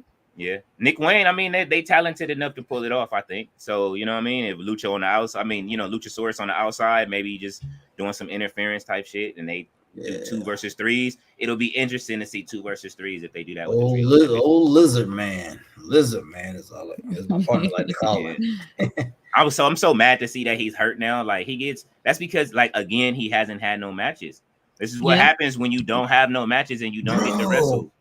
Bro, Ric Flair said it best, and it is true. I can honestly tell you, time off is a wrestler's worst enemy. Yes. Because you think about it. I mean, you getting beat up night in, night out, getting thrown around, taking bumps and all this, your body gets accustomed to it. Mm-hmm. If anybody ever played football in high school or college, you put on them pads. So when you hitting and you banging, guess what? It don't hurt as bad in the game. Your body's used to it. You get that callus. You be like, okay, your body knows how to react to it. But you take about a couple of months off or a week off, boy, you're going to be hurt. I promise you're going to be feeling pain in places you didn't even know you had places. It's not good. It's not good. That's why that's another thing going back to how, okay, we all know that Tony was talking about doing a show on just the people that are injured. Y'all remember that article? Nah. Yeah, it was an article. Tony was talking about putting out a show for the rosters, people in the roster that are injured or something to that extent. Mm-hmm. Right. And I was like, Tony, you got a whole nother roster that's injured because you paying them a couple of million to only work like 4 days a month.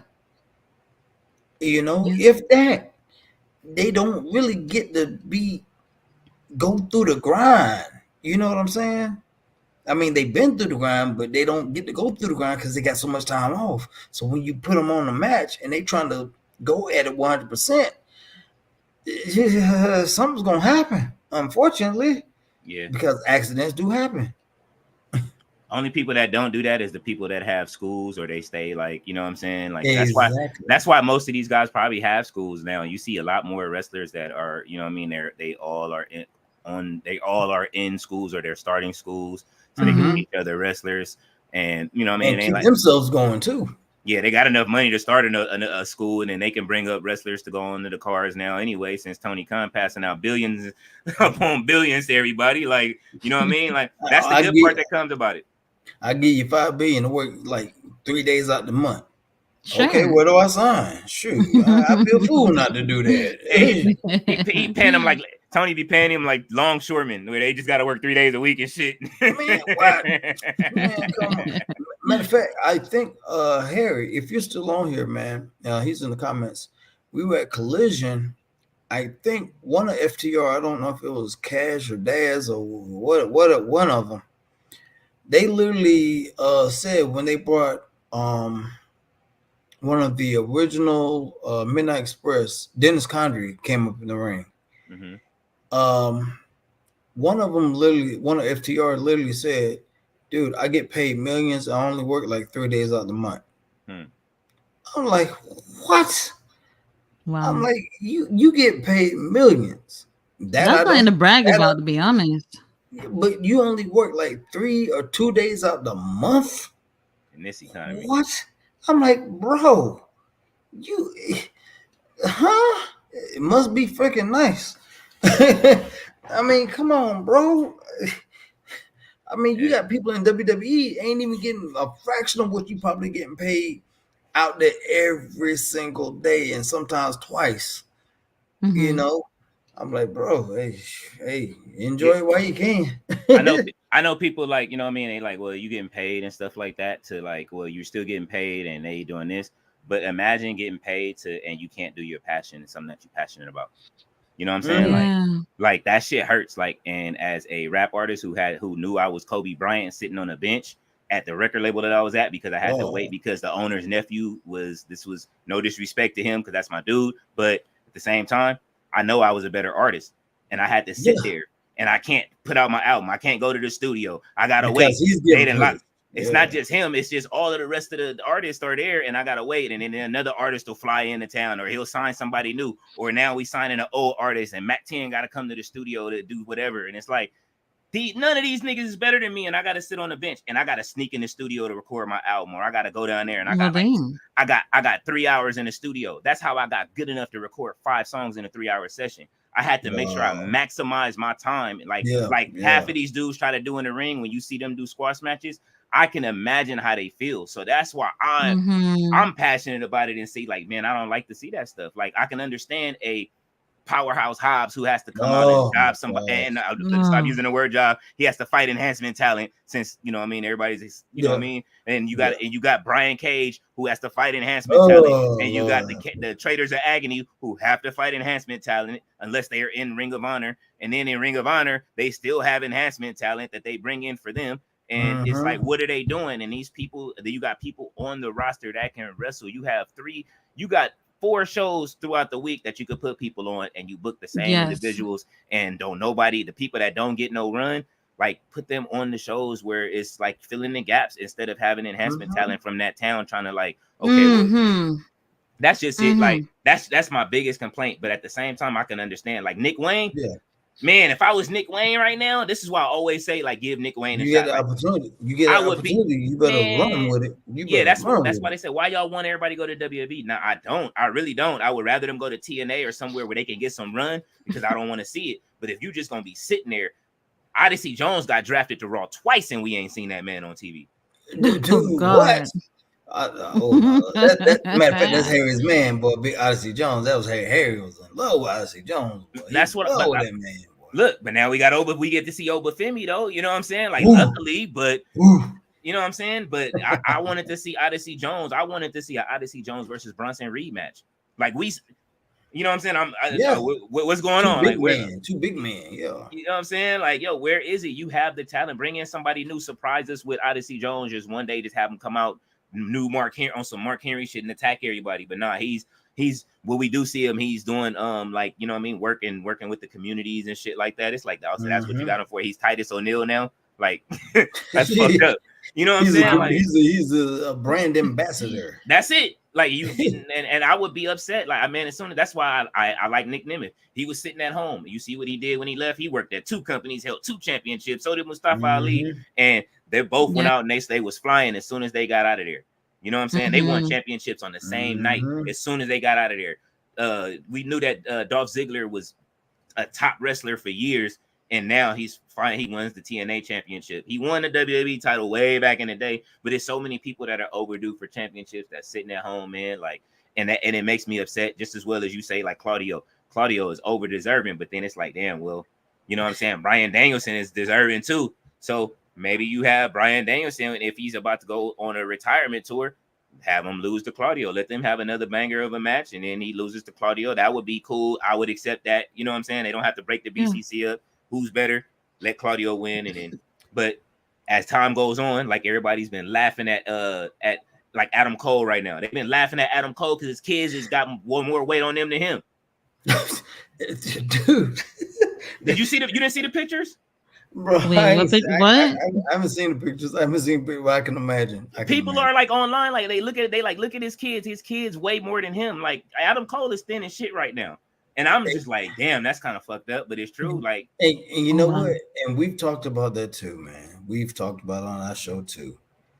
When you with WWE and NXT, or you get in WWE where you're on the main roster, you get a certain mindset where you have to work out.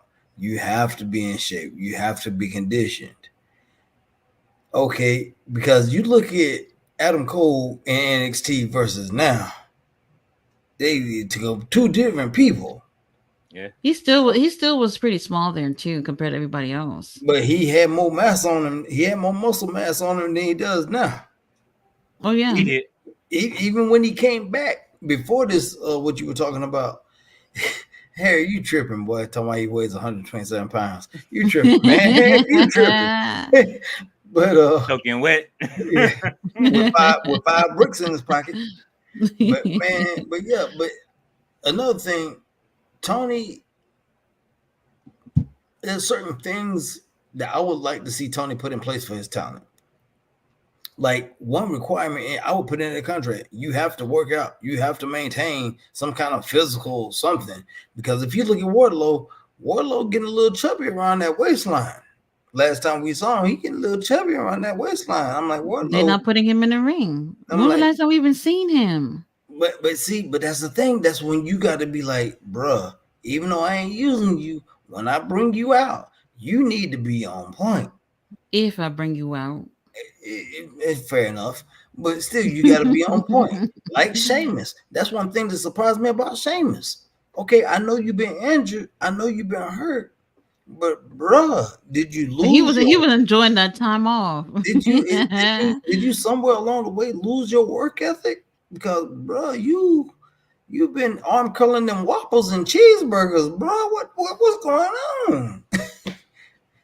You know, he was all right. I didn't think it was that bad. He was still in better shape than the rest of us, but I was surprised. He got his YouTube channel and everything that he'd been doing them workouts for so long. So it was a little bit surprising to see him that way. I think they called him earlier than he expected to come back for sure. Because I think he would have been ready if he knew. Sheamus?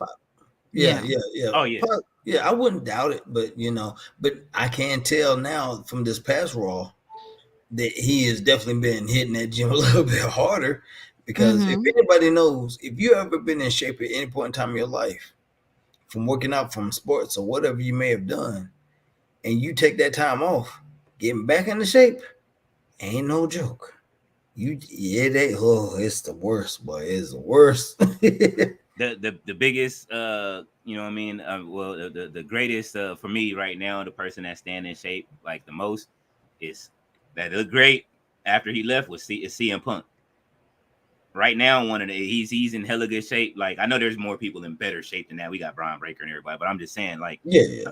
somebody that got himself back into really good shape, like after Mhm. like leaving and everything that happened. Like he was paper thin when he left AEW and walked Oh out. You know what yeah. I'm saying? Yeah. I really wish he would just come out with the bag on just one episode. Like I still got it. You know what I'm saying? Like Oh, he's still the champion. Like you know what I'm saying? Technically, you know what I'm saying? but I would love to see it just because but it won't do anything for the good of sending shots back and forth if Tony Khan is real about what he said, which we hope it is. I mean, he went off the. We know what he said. Like I say, I know that you know what I mean. Like it's probably we never know if it'll happen or not, but I would love to see that one day. It's my dream is to see like a big ass super wrestling event with people from different all of the Oh top my God. bigs Yes. and just like you know what I'm saying, Nick Nemeth versus fucking Okada, and you know what I mean, Will Ospreay Yeah. versus Seth Rollins. Like they can do it if they, you know what I mean, truly just put business in front of everything. Which TKO, it's not owned by everyone. It's not owned by Triple H. It's owned by Ari Emanuel, and Ari Emanuel likes money. You know what I'm saying? Well, AKA Ari Gold. You know what I'm saying? That's why Ari Gold likes money. So if they can do it, if anybody can get it done, he can get it done. All he's just gonna take is somebody to talk to that man. But let's see what RB says. I doubt it's going to be Hangman versus Okada. It's going to be Hangman versus Swerve versus Danielson. Okay. No. Jay No. Militant says, Fletcher, you're right. When Hangman went to the elite locker room and Okada stopped him from going in, possibly. He said, what do you mean AEW been doing just fine with Okada? No, they haven't. Okada ain't been in the ring like that. Okada get in the ring every blue moon. He's funny. He's funny when he get his TV spots, but we talking about in the ring. Look, Seth Rollins set he kind of set the bar on like being on Raw. I'm defending his title. I'm gonna defend his title at the pay-per-views. We know he's hurt right now. I ain't gonna front, you know what I'm saying? Like, or he comes back and he does a match and he's, we waiting for him. He's skipping pay-per-views a little bit, but it's well deserved. He getting that Roman Reigns package right now where he ain't got to do too much. He's a little older. The younger talent get to come up. That's the thing. You gotta trim the fat and then sign back who you need, the stars, and then let those new talent come up. Like I say, I'm just mad about Odyssey Jones. I'm still gonna be mad about it. Like when you get drafted, I was scared for Blair Davenport for a minute, but we see her on SmackDown now. Yeah. So you either sink or swim.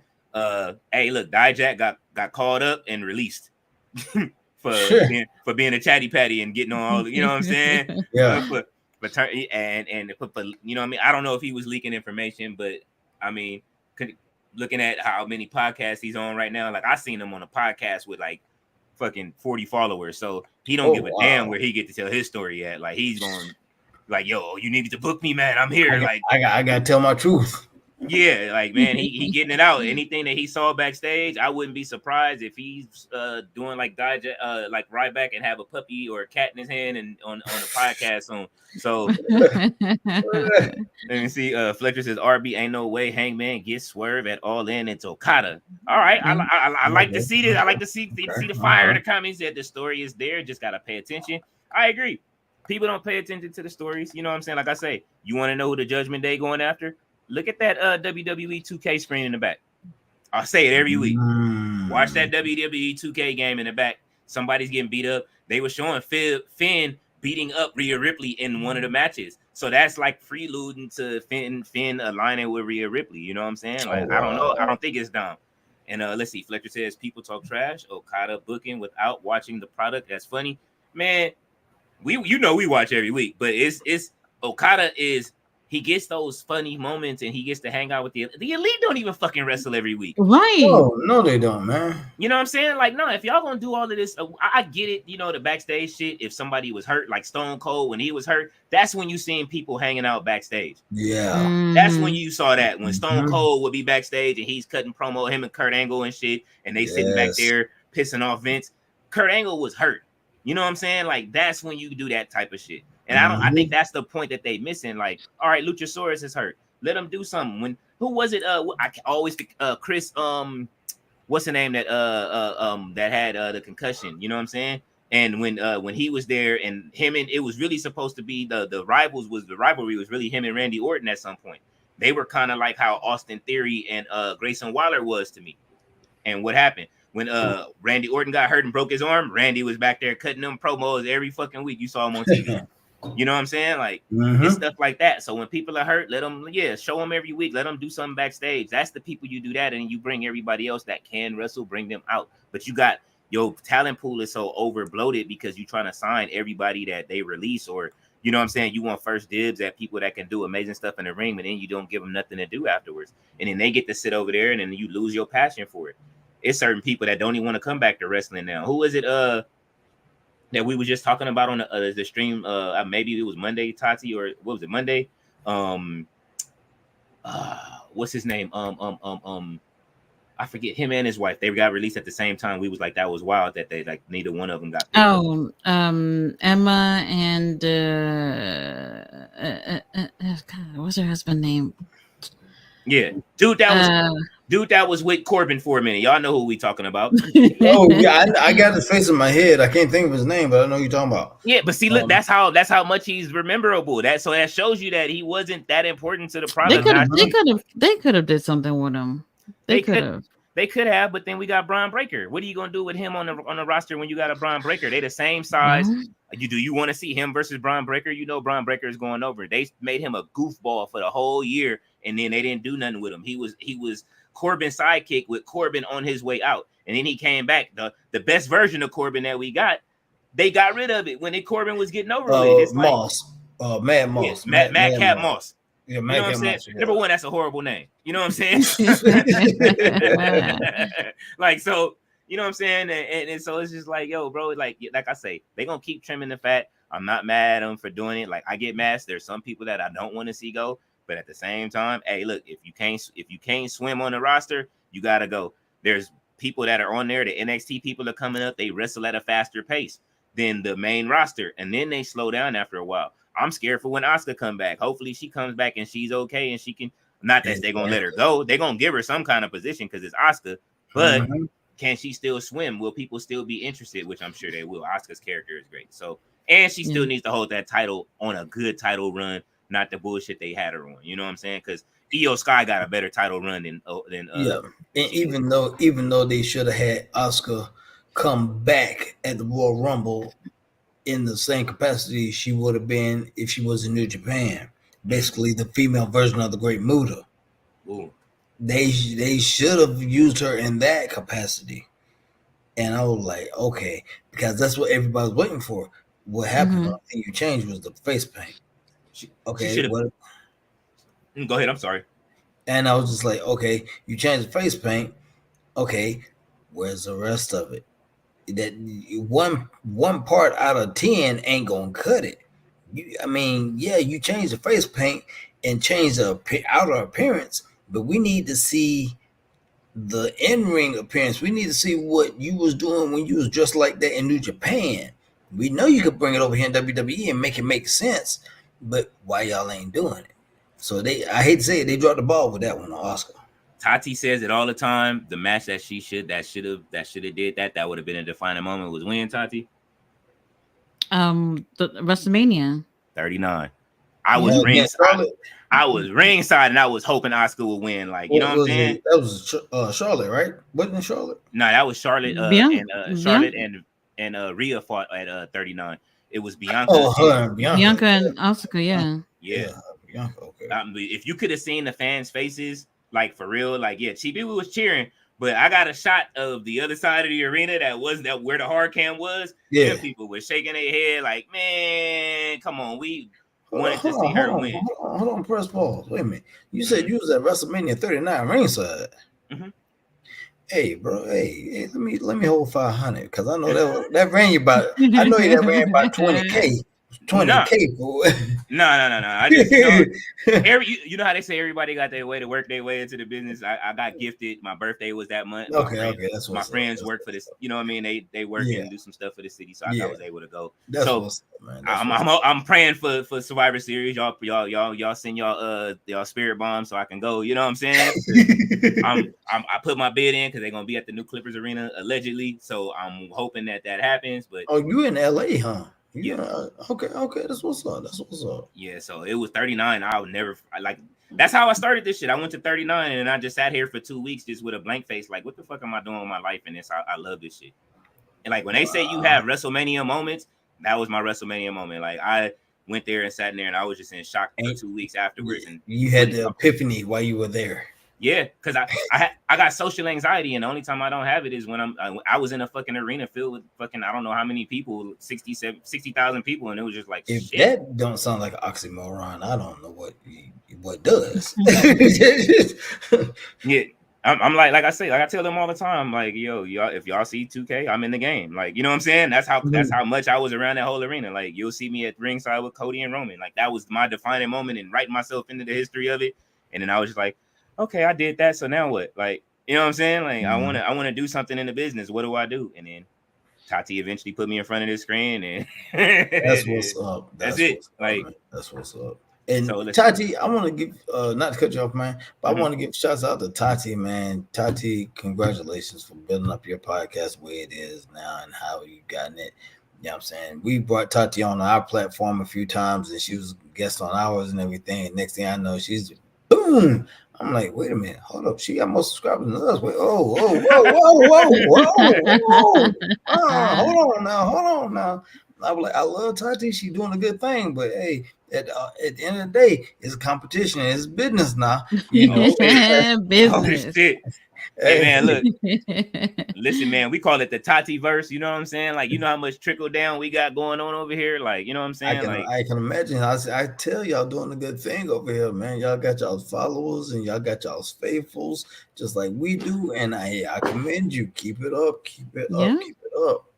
Oh man, I love it. Like I say, I thank her all the time. Like, because if it wasn't for her, I wouldn't have been doing this shit. Like this, I was doing. I got started the website and all that other shit.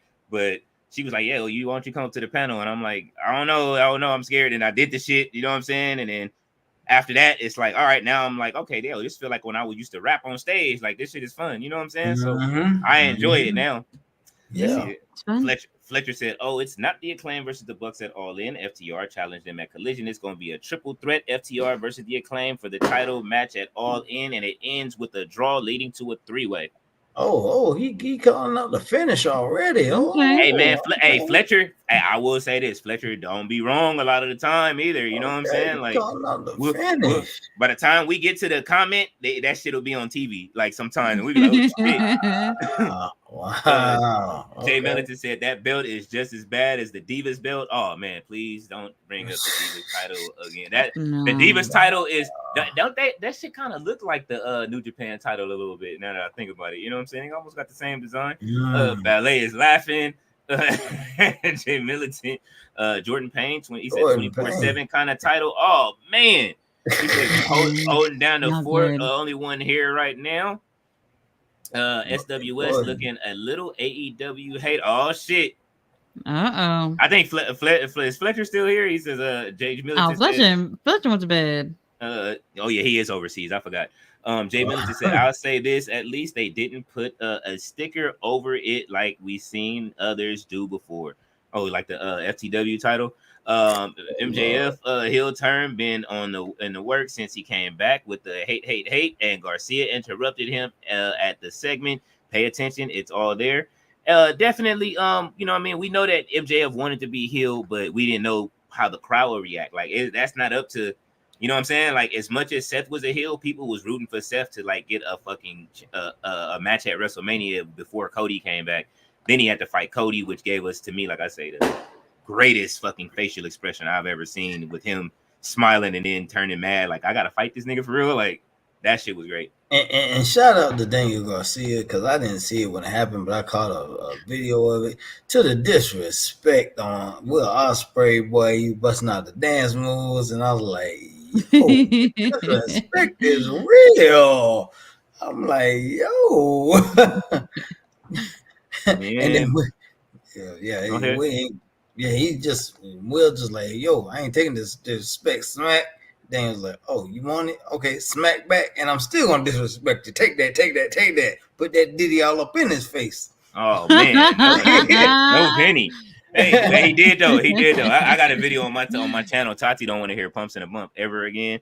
I was like, ooh, the disrespect is real. Jay Militant said, as long as AEW pay-per-views are they could go 2 hours. They will never go 2 hours. We will always have 5-hour AEW pay-per-views, and we will always have 2-hour pre-shows, which they should still, they do give away for free, which I am still thankful for. We do get the pre-shows still on. I don't know why they think it's the 4th of July over here still. I'm sorry, y'all, if y'all hear it. I hear him. I was like, yo, what's like going on? I think that's fire. I think that's fireworks, but you never know. You know what I'm saying? Ballet said he's preaching. Lateef Brown is saying, what's going on? What's going on, Lateef? Hello. Brandon Paul, he says, Chris is here. The legend is here. Oh, what's up, Brandon? He says Chris as the 3rd member going forward. Oh, he's like, look. Brandon Paul says, Leo, 90s talk. Chris, 80s talk. Tati, modern era. This is perfect. All 3 generations. Oh. Okay. Interesting take. Interesting. Brandon Paul says, LOL. Let's see. Jordan Payne says, ROH. Billy Starks is a great wrestler. She's come a long way. Tati, how you feel about Billy Starks? She's improved. I love when Tati no sells Billy Starks. So I hear the enthusiasm. Just I'm being nice. Fletcher says you're an AEW hater because you don't watch the product. It looks like. Oh shit. Oh, Fletcher. He said, "Oh geez, oh yeah, Fletcher started going in." Jay Millen said, "That's funny because I went to a WWF Superstars taping and the house show, and it started at 7:30. We got out at 12:30 at Cow Palace in San Francisco back in 1989. Damn, that's a taping. Mm-hmm. How many tapings were there? That was. Oh, you know what? He's talking to. Yeah, he's talking superstars then, too. Oh yeah, back then they did. In the 80s, WWE was known for tapings. Boy, they tape like crazy. Holy shit! 7:30, 8:30, 9:30, 10:30, 11:30, 12. That's 5 episodes of Superstars. Superstars was 1 hour every Saturday. Damn. So they got 5 hours. I mean, well, it's a 5-hour. What's the name? You know what I'm saying? You got Big Boss Man. Spoilers for a whole month, I guess. Yeah, you know what I mean? You got you got to see Big Boss Man 3 times that night, you know what I'm saying? Cobb County's finest. Oh man. Rest in peace to Big Boss Man. Fletcher says we're talking about wrestling business or business Vince McMahon. We talking about both. They both go corner side and side. Like if you want to see AEW stick around, then the business got to be right. Like I remember when WWE went to Sci-Fi. I know a lot of people that didn't have Sci-Fi on their goddamn channel lineup. You know what I'm saying? And I was one of them. And I wasn't watching WWE on Sci-Fi. I'm just gonna keep it up. Bean. Like what? I'm like I couldn't even find the channel. I just said fuck it. I'll wait. You know what I'm saying? Like, and they finally went back to USA. I was like, oh shit, I got to watch WWE again. And I'm pretty sure that was around that Evan Bourne era where it sucked, right? Like, oh my god, Evan Bourne. Evan Bourne. What on you? They might have been on USA then. I can't remember. I think they probably was on USA by then. I'm gonna say they was on USA then because that's when Randy RKO'd him off the top rope. Mm-hmm. Came out the shooting star person. Randy caught him in that. Yeah. I think it was on USA by then. Let's see. I'm looking it up while y'all go through the comments. Let me see. When were they on it? Oh damn, they got line. And speaking of Sci-Fi, they about to go back to Sci-Fi for a couple of weeks because of the Olympics. Yeah, for the Olympics. Yeah, I think starting on Monday, right? Monday? Yeah, because the opening ceremony is this week, next week. I think it is next week. Yeah. Interesting. Yeah. Let's see. I'll find it, and it'll be one of those things where we just post up. Joseph Ritchie says hi. I guess he walked in when everything was on fire. David Valentine says, "I'm hoping the WWE don't sign Delta. Don't sign Delta. She's a physical specimen. Why you don't want her to sign Delta? I mean, that's what I've heard. So we'll see. I think she's already signed with them. I think. Let me look that up real quick. I think I saw an article. She's signing or going signed or something. Bless you. Thank you. I keep hearing the same thing. Fletcher said, I saw his last comment where he says he don't need the money. That's what we were saying. Like he don't need the money, but his the wrestlers need the ring time. The company needs the money, and if you want the company to stay around, they need to be profitable.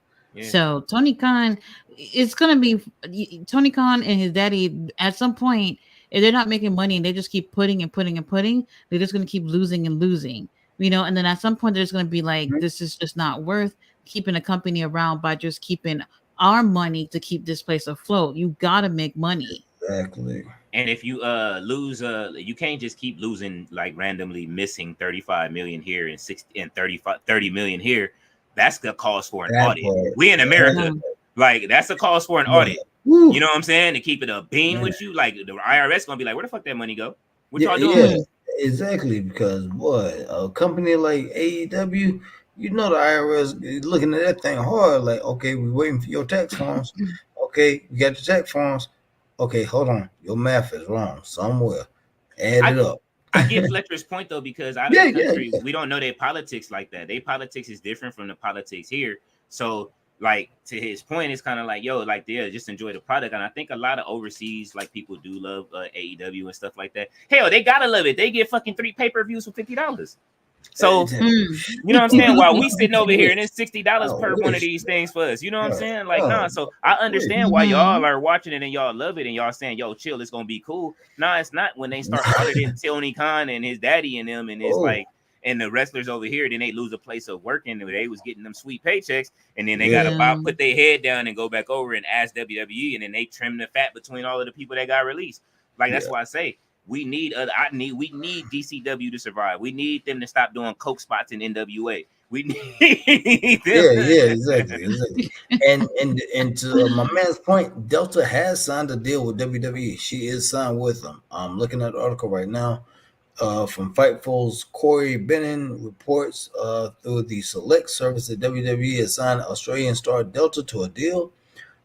Delta, who is one of the standout stars in the trials during the Elimination Chamber week in Perth, is believed has been signed for a while, but was allowed to finish her remaining Indies date and is expected to report to WWE Performance Center in the next few weeks. Also known as Delta Brady, the Aussie has been wrestling professionally since the late 2020 for Melbourne City Wrestling and Riot City Wrestling. Delta wrestled her last match in Australia against her brother on July 6th at RCW's Heavy is the Crown event. See, so they do let people finish their dates. You know what I'm saying? Everybody don't have to, you know what I mean? Stephanie didn't want to finish her dates. You know what I'm saying? Like, whatever happened, and like, you can't. That's why I tell people, like, hey, man, it's these people prerogative and shit. Like, if they want to do that shit or not, like, they got the right to say, hey, I want to finish my dates. So Julia was finishing up her dates too. And she broke her, even though she broke her hand at the same time and had to wait till it healed, which is why we didn't see her at Heatwave. So, you know, like I say, like, we always wait to see when they show up. Like, nobody knew if Stephanie was really signed until we saw her at that first Superstar show, which was all, you know, she did a good job fighting what she called Alba Fire, right? Yeah. Oh no, or it was Ali Dawn. I think it was Isla. It was Ali Dawn. So she had a great match. We still, you know what I mean? They mentioned her on NXT, so I believe that's where she's going, and I'm waiting to see what they do, even though they roster is stacked too. But they seem to be able to have a good rotation with their roster down there too. So that's why I say, man, like I hope Ring of Honor, they say like these tapings, Tati, that you get to go to, you will be our main reporter to let us know if we gonna see something different. You are our reporter. We don't need no dirt sheets. No pun intended. No pun intended. But you know what I'm saying? Like, you are giving us the, you know what I mean, the real of Ring of Honor and what's gonna happen and if it's gonna be good. You said it was good this week, so that's coming up tomorrow, which we will be watching again, and hopefully it keeps going. Like, every week we get to see something different. But Dalton Castle being out, that is a blow, especially for the Outrunners who just became his boys. You know what I'm saying? Like, now what do? They go back and they keep losing on the Ring of Honor side of things. Yeah, I guess so. That's fucked up, man. I'm mad about that. I like the Outrunners. You know what I'm saying? For whatever it's worth, I like the Outrunners. They are a good comedy act, even though like they are good. They look like they're in a good enough shape to, you know. How do you feel, Tati, about like the Outrunners now losing that spot? They better get another opportunity to do something else. We'll see. We need to focus more on the tag division. You know, especially AEW and Ring of Honor both have tag titles, and nothing's really going on with both of those. So they got to put more emphasis on that. So we'll see. How many tag teams do they have right now? You think like, or You just got offhand? You got the Oh, trios, it's not that and you got many. the. So you got the trios, and you No, got not the men. titles. I'm just not the titles. I mean, just the tag teams that are there. It's not too Oh. many. It's not too many tag teams between both of them, and that's what I was saying like the other day. Like I feel like in terms of wrestling, companies should be looking for tag teams to hire instead of putting people together because it kind of feels like there's not many teams. It's just people being put together, and we'll see if it works. So, if Tony Khan's going to be hiring anybody, I would be looking for teams. Facts. Is Facts. there a Facts. school? Is there a school that specializes? Has anybody opened a school that specializes in tag team wrestling? Maybe that's what's Not missing that I from know of. I having. mean, you'll just see a mix of like, teams together, especially like sibling teams and stuff like that. Like there are plenty of those around in the indies. And, unfortunately, it's more these companies looking for individual wrestlers to hire. So I think if they focus on teams, we could definitely help when it comes to tag team wrestling. But then again, in AEW, it's always the same teams, in terms of being up there in the scenes. Like, I mean, Top Flight, they've been around for the longest. Private Party, like these guys, when are Yeah. they ever going to get an opportunity? And they put in really great matches on Rampage because they won't put them anywhere else. And it's just like they're really great. Meanwhile, the Young Bucks with the titles again, and they have not even defended it, but And what they one? don't need them. And they don't need They it. don't need them. This doesn't elevate the division at all. And these young guys are doing matches on Rampage that nobody's watching, and they're doing really well, but they can't get opportunities to even go for these titles, which is crazy. Mm. Crazy. Man, Fletcher says I would be more worried with WWE that is getting bullied by his developmental brand. Yeah, I agree. Like, well, you know what I'm saying? Like, because the developmental is absolutely my favorite night of the week. Even though, well, Raw, when we stream, Raw does well, but I mean, honestly, it's our chat is crazy, but like they be going up, but like Well, Raw's my a bigger show, so more people yeah are kind of in tune to what's going on over there. yeah And then, NXT, they got some really great up and coming wrestlers, but not as many people is paying attention with what's going on. until it goes Mm. to CW. I think what I'm saying, they are set up, they are stacked for CW. They are ready to be like they aren't missing anything, I don't think. And I'm like kind of like, damn, are y'all gonna stop signing people now in NXT because y'all gonna start looking like the main roster and then we ain't gonna see certain people? I'm glad that like we get the Ariana Grace matches, like what I mean, people that you wouldn't think Yeah. you'll see matches from. The way that they've been booking Brooks Jensen and had his storyline going for the last like 6 weeks when you thought he was fired or you thought he was released in real life, but Yeah. they kept arresting him. Yeah, and I love the fact that he was showing up at random indie shows down in Georgia. Yeah. You were like, whoa. When I first saw that, I was like, bro, that is like major violation of your contract, bruh. What? I'm like, Yeah. okay. Then I started looking at this thing. I'm like, okay, this is straight work. This is straight work. I like it. But again, like I say, the AEW women, like I say, they I like one thing that I will say, like I say, I told Tati that she couldn't even believe it that and Rachel Ellering has like super fans and shit. When I saw them at UWW and the girl had the Rachel Ellering shirt and all of that shit, I was like, well, I'm here to see Rachel Ellering. I'm like, what the fuck? Who's Rachel Ellering? I didn't even know who she was at the time. And then when Tati's streaming, Tati like, man, she ain't got no aura and shit. Like, you know what I'm saying? Like, she's like, what she's a born wrestler. She can wrestle, but that's just about it. It's like, you know what I mean? Like, that's it. It's just like they need to do more with her. Give her a heel turn. Let her hold, you know what I'm saying? Let her work on her mic skills. Take her off of the roster. Let her work on it like they do Ava. Ava can talk now.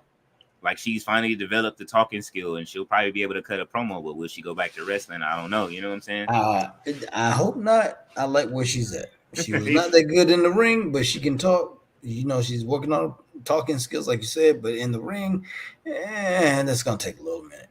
So I say keep her where she's at for right now. Let's see. Fletcher says AEW isn't going to end like a lot of wrestling pages try to make that narrative just for WWE to be on top and alone like it was always. AEW since 2024 Revolution only went up with the product.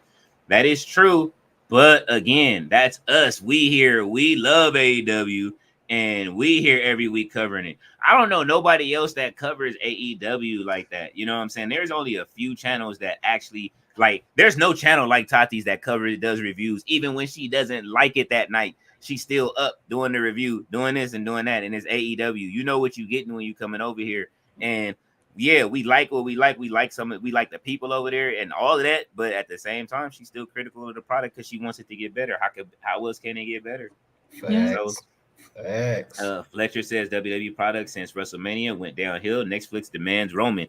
That's absolutely true. We complained about that shit on Mondays too. We know it ain't been the same. Like I said, I call that shit what I said was they're in Summer League, Tati. Like you know what I'm saying? Fletcher says AEW isn't doing that bad. Just breathe. Woosah. Joseph Ritchie says soccer works on transfers. They don't sell players. Fletcher says, and Vince was playing with his dad's company back in the day. That's how it starts, brother. Absolutely. You know what I mean? Shit, he did, and he bought the company. He bet on himself.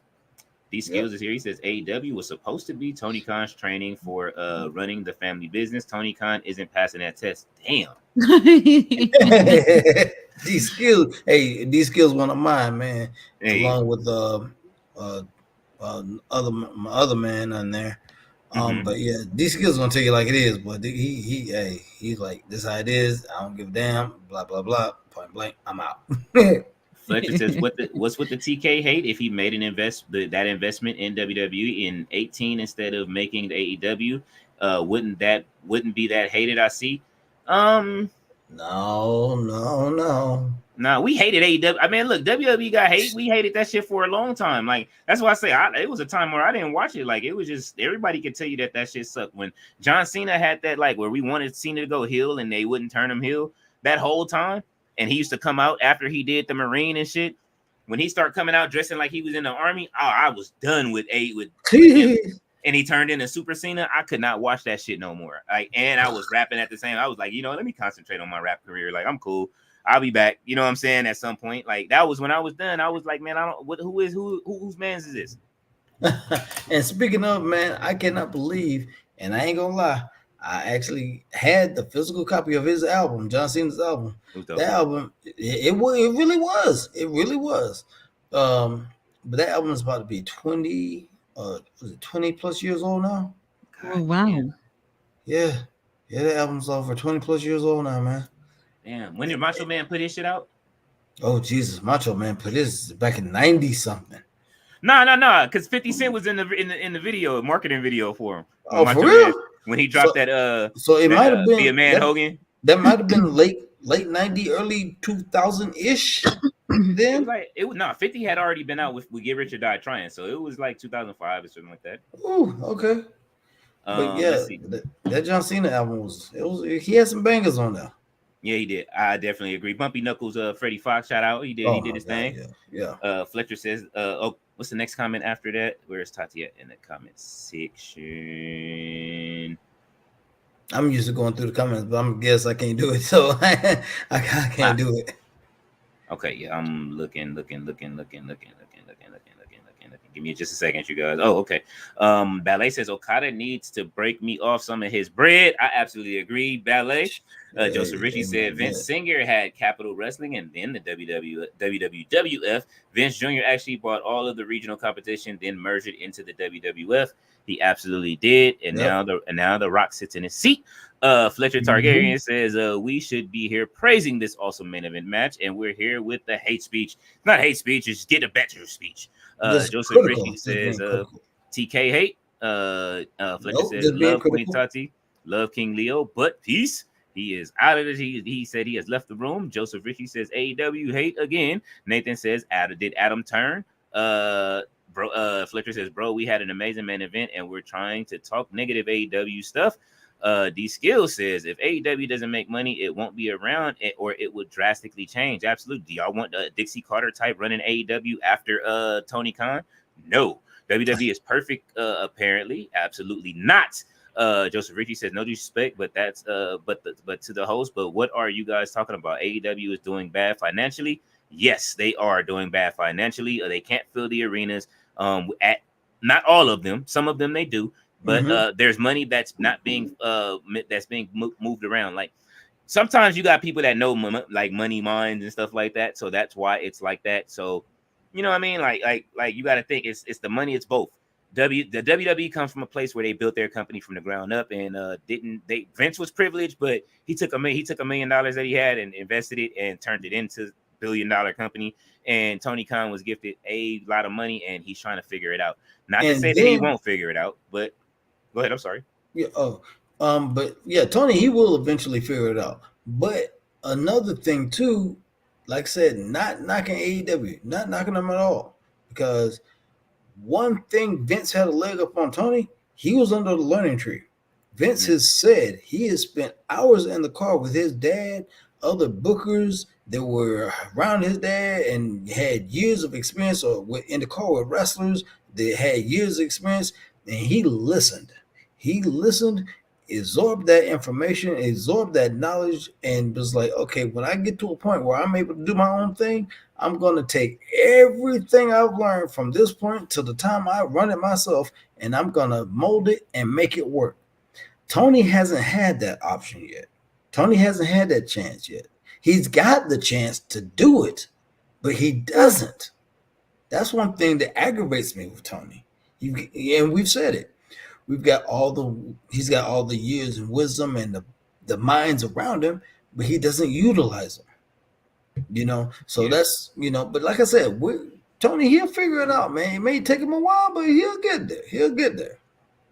I absolutely agree. David Valentine is back again. He says, please, AEW, please don't let Camille fight Deonna Purrazzo. They have a pact that they would never fight each other. I didn't know that, but you know what I'm saying? Like, we'll see what happens. Fletcher says, Joseph, apparently we were talking about the amazing Dynamite, but as the US came with the AEW hate, and boom. Oh, wow. Fletcher mad at you, man. He said, I love Tati's reaction because she's honest and actually watches the product. Mr. All Day's Offset Blood and Guts was entertaining. Bro, that match was fire. The Blood and Guts match was good, but it left some questions. Joseph Ritchie said, Fletcher, well, Dynamite was not amazing. It had a good start and a good ending, but the rest was horrible. Joseph says the ending was actually very good. SWS, do you know all of the stories that were into that match at all? He says, do you watch the product? And yes, I watch the product. Yes, I do watch the product. That's how I can be so critical on what is going on in AEW, because you're jumping. It's like you're playing leapfrog. You're basically like, okay, we're gonna start here. We're gonna run with this to this point. Then we're gonna stop, and then we're gonna jump to something else. It's like you get a new toy, you play with it for a while, and you get another new toy, and then you play with it for a while. Oh, okay, I'm going back to the original toy. What was I doing with the original toy? Oh yeah, this one. Oh, now I'm going back to my secondary toy. You're back and forth, back and forth. Consistency is the key, man. Consistency, and I know it's a hard thing to do in this business, because in this day and age, promoters try to please everyone, which you cannot do. You can throw that out the window. As much as you want to, you can't do it, but they try to, and that lacks consistency, man. And it, like I said, the main event tonight was a good match. Well, yesterday now, for me. But Blood and Guts was a good match. It was very good, very entertaining, very captivating. But the ending left a lot of questions and so many loose ends. That's all I'm saying. Right. And he said he's asking weekly, do you watch it? Weekly? No, I do not weekly, but I mean, I can miss a week or 2 weeks and figure out what's going on about that 2-week gap. It's not that hard. If you've been watching wrestling long enough, it's not that hard to pick back up to figure out what's going on.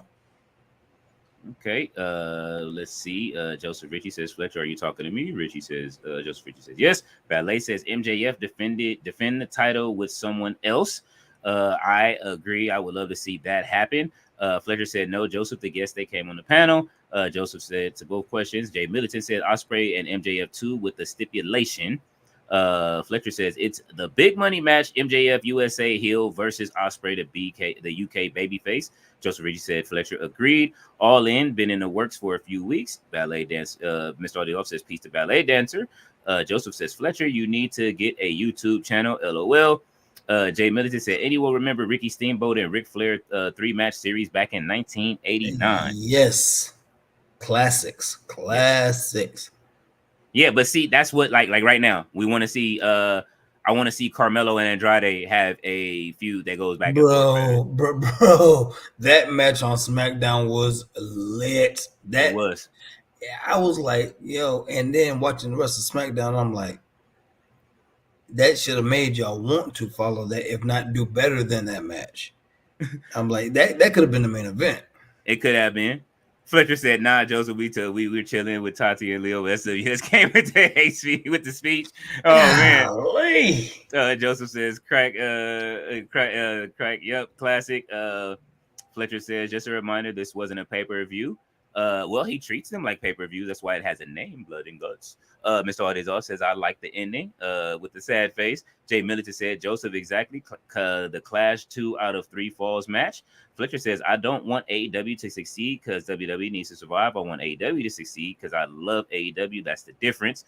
AEW getting that new TV deal with HBO Max platform. AEW is doing good. See, you're overseas, so yes, you get to see that stuff. We don't have it here yet." Exactly. That's the thing. Like, we want to see it on HBO Max too, so that way we can stop paying for all of these fucking pay-per-views. $50 at a time. Yeah. And turning from basketball, and you know what I'm saying, gotta wait. Fletcher says, "Tati, I wasn't talking about you." Joseph says, "Fletcher, do you know what the actual financials are? I don't think they do." Ballet says, "Please, no more butt shots from Nick Wayne at Tati." Wow. She said, "Ballet a butt shot." That was funny. Fletcher has the blank face. I was telling him, "Fletcher, you're good. State your opinion. We having a good conversation." He said, "No, there's just stating that I wasn't ain't no Queen Tati or you." I understand, you know what I'm saying? That's why we are here, you know what I'm saying? Hey, listen, you can't have a good back and forth without different opinions and people feeling different kind of ways. Joseph says, AEW financials are actually even. Endeavor, the company that owns WWE now, however, is billions of dollars in debt. Can you please share that with the host? But that's Endeavor. Does Endeavor still exist, or did they wipe that out and now it's TKO? And you got to understand that there's like 4 or 5 companies under that one umbrella with TKO. Mm-hmm. You still have to count the what is that? The a talent agency that they have, which is the biggest, WME. William Morris ain't going nowhere. They run Hollywood, and I live here. So that's the difference. And then you got UFC up under there somewhere too, man. I mean, come on, man. It's a holding company. That's what that's what they're supposed to do. They're supposed to buy up and companies, and then you build them up and then sell them off. That's what they do. Yeah, and that's not to say they won't sell WWE at some point either. You know what I'm saying? Anything can be sold. Jay Militant said, "Let's be honest, AEW from 19 through 22 was on fire. Since then, it hasn't, but they are getting back. Yeah, they will come back as more people come back, and more people like tonight. It was a surprise to see Camille come out, and now the CEO has backup. She has Camille. The fans they've been on Tony Khan's neck for weeks about Camille. Like, where is she? She hasn't been on TV. You wasting her. You're dropping the ball on Camille. She's been on TV. You had her signed for 6 months. Look at her. She showed up tonight. Y'all asked for it. Y'all got it. Now, what they do with her, hopefully it blows." Joseph Ritchie says, Endeavor, aka WWE, only makes money on their Saudi shows. WrestleManias, the other shows are not breaking records. That's what they want, you think. Jay Militant said, "Y'all have a good night. I'm out. Catch y'all on the next one." Absolutely. Mr. Audezal said they mentioned AEW in his bio on A&E. You're talking about Mark Henry. Mark Henry, yeah. Mr. Audezal says, "All right, Jay Mill." Fletcher says, "Great show, y'all." Mr. Audezal is laughing at the Tito line. He said, "Good one, new guy." Ballet said it was Randy Jackson. He said it was Randy Jackson. Ballet said, "See you was cracking." She said, "Yes, indeed." At Fletcher, Miss Audezal said, "No, I don't know that Leo LOL pouring alcohol on the hand and lighting it on fire, bro. You ain't." See, I was, see, I come from the generation. Either that or gasoline, man. Come on, you know, take the Elmer's glue, put it on your hand, and peel it off. You ain't come from that's the era I come from. Take a magnifying glass, go outside, fuck with the bug, burn the ants, you know burn the ants. Yeah, just do weird. You know what I mean? That's the outside we knew. Now that new outside is different. Everybody is scared to go outside and shit. You know what I'm saying? There's reasons to be scared to go outside because people are wild, but it's just You know what I mean? Like that's how the days Or was. getting hit in the shin with a bicycle pedal. Oh man, Mm. you just my ankle hurt. That's like hitting the Damn. edge of the bed. You know what I'm saying? Or getting that chain, your bicycle chain popping. Yeah, them days. You know what I'm You saying? had to be a mechanic. Oh man, falling off the pegs, all of that. You know what I'm saying? Oh, man, look here, with no helmet on, no padding.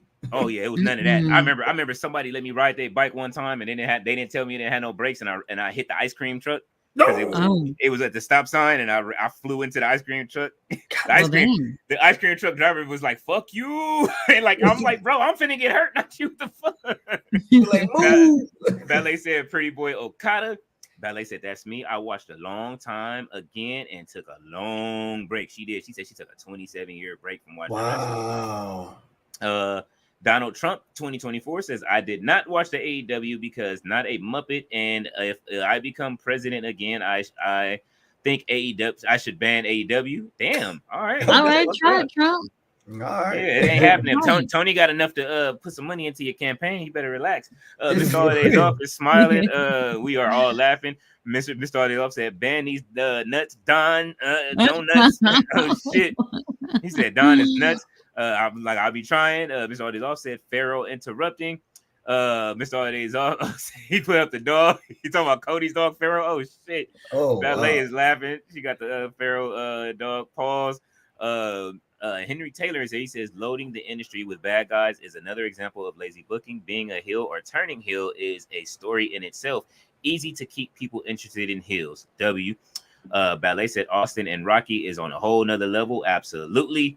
Writing for fan favorites is hard because you have to create drama around them. Yes. Mm-hmm. Ballet said, "Rikishi is 100% right. He is 100% right when it comes to Jay. But when it comes to Solo, don't forget that your other son is still over there and he's fighting for the title at the next pay-per-view." So, you know what I mean? Yeah. But I did see Coachman what he posted talking about their regular lives is being affected. So and now everybody's reporting that Jay Uso's wife is divorcing him and shit because of the.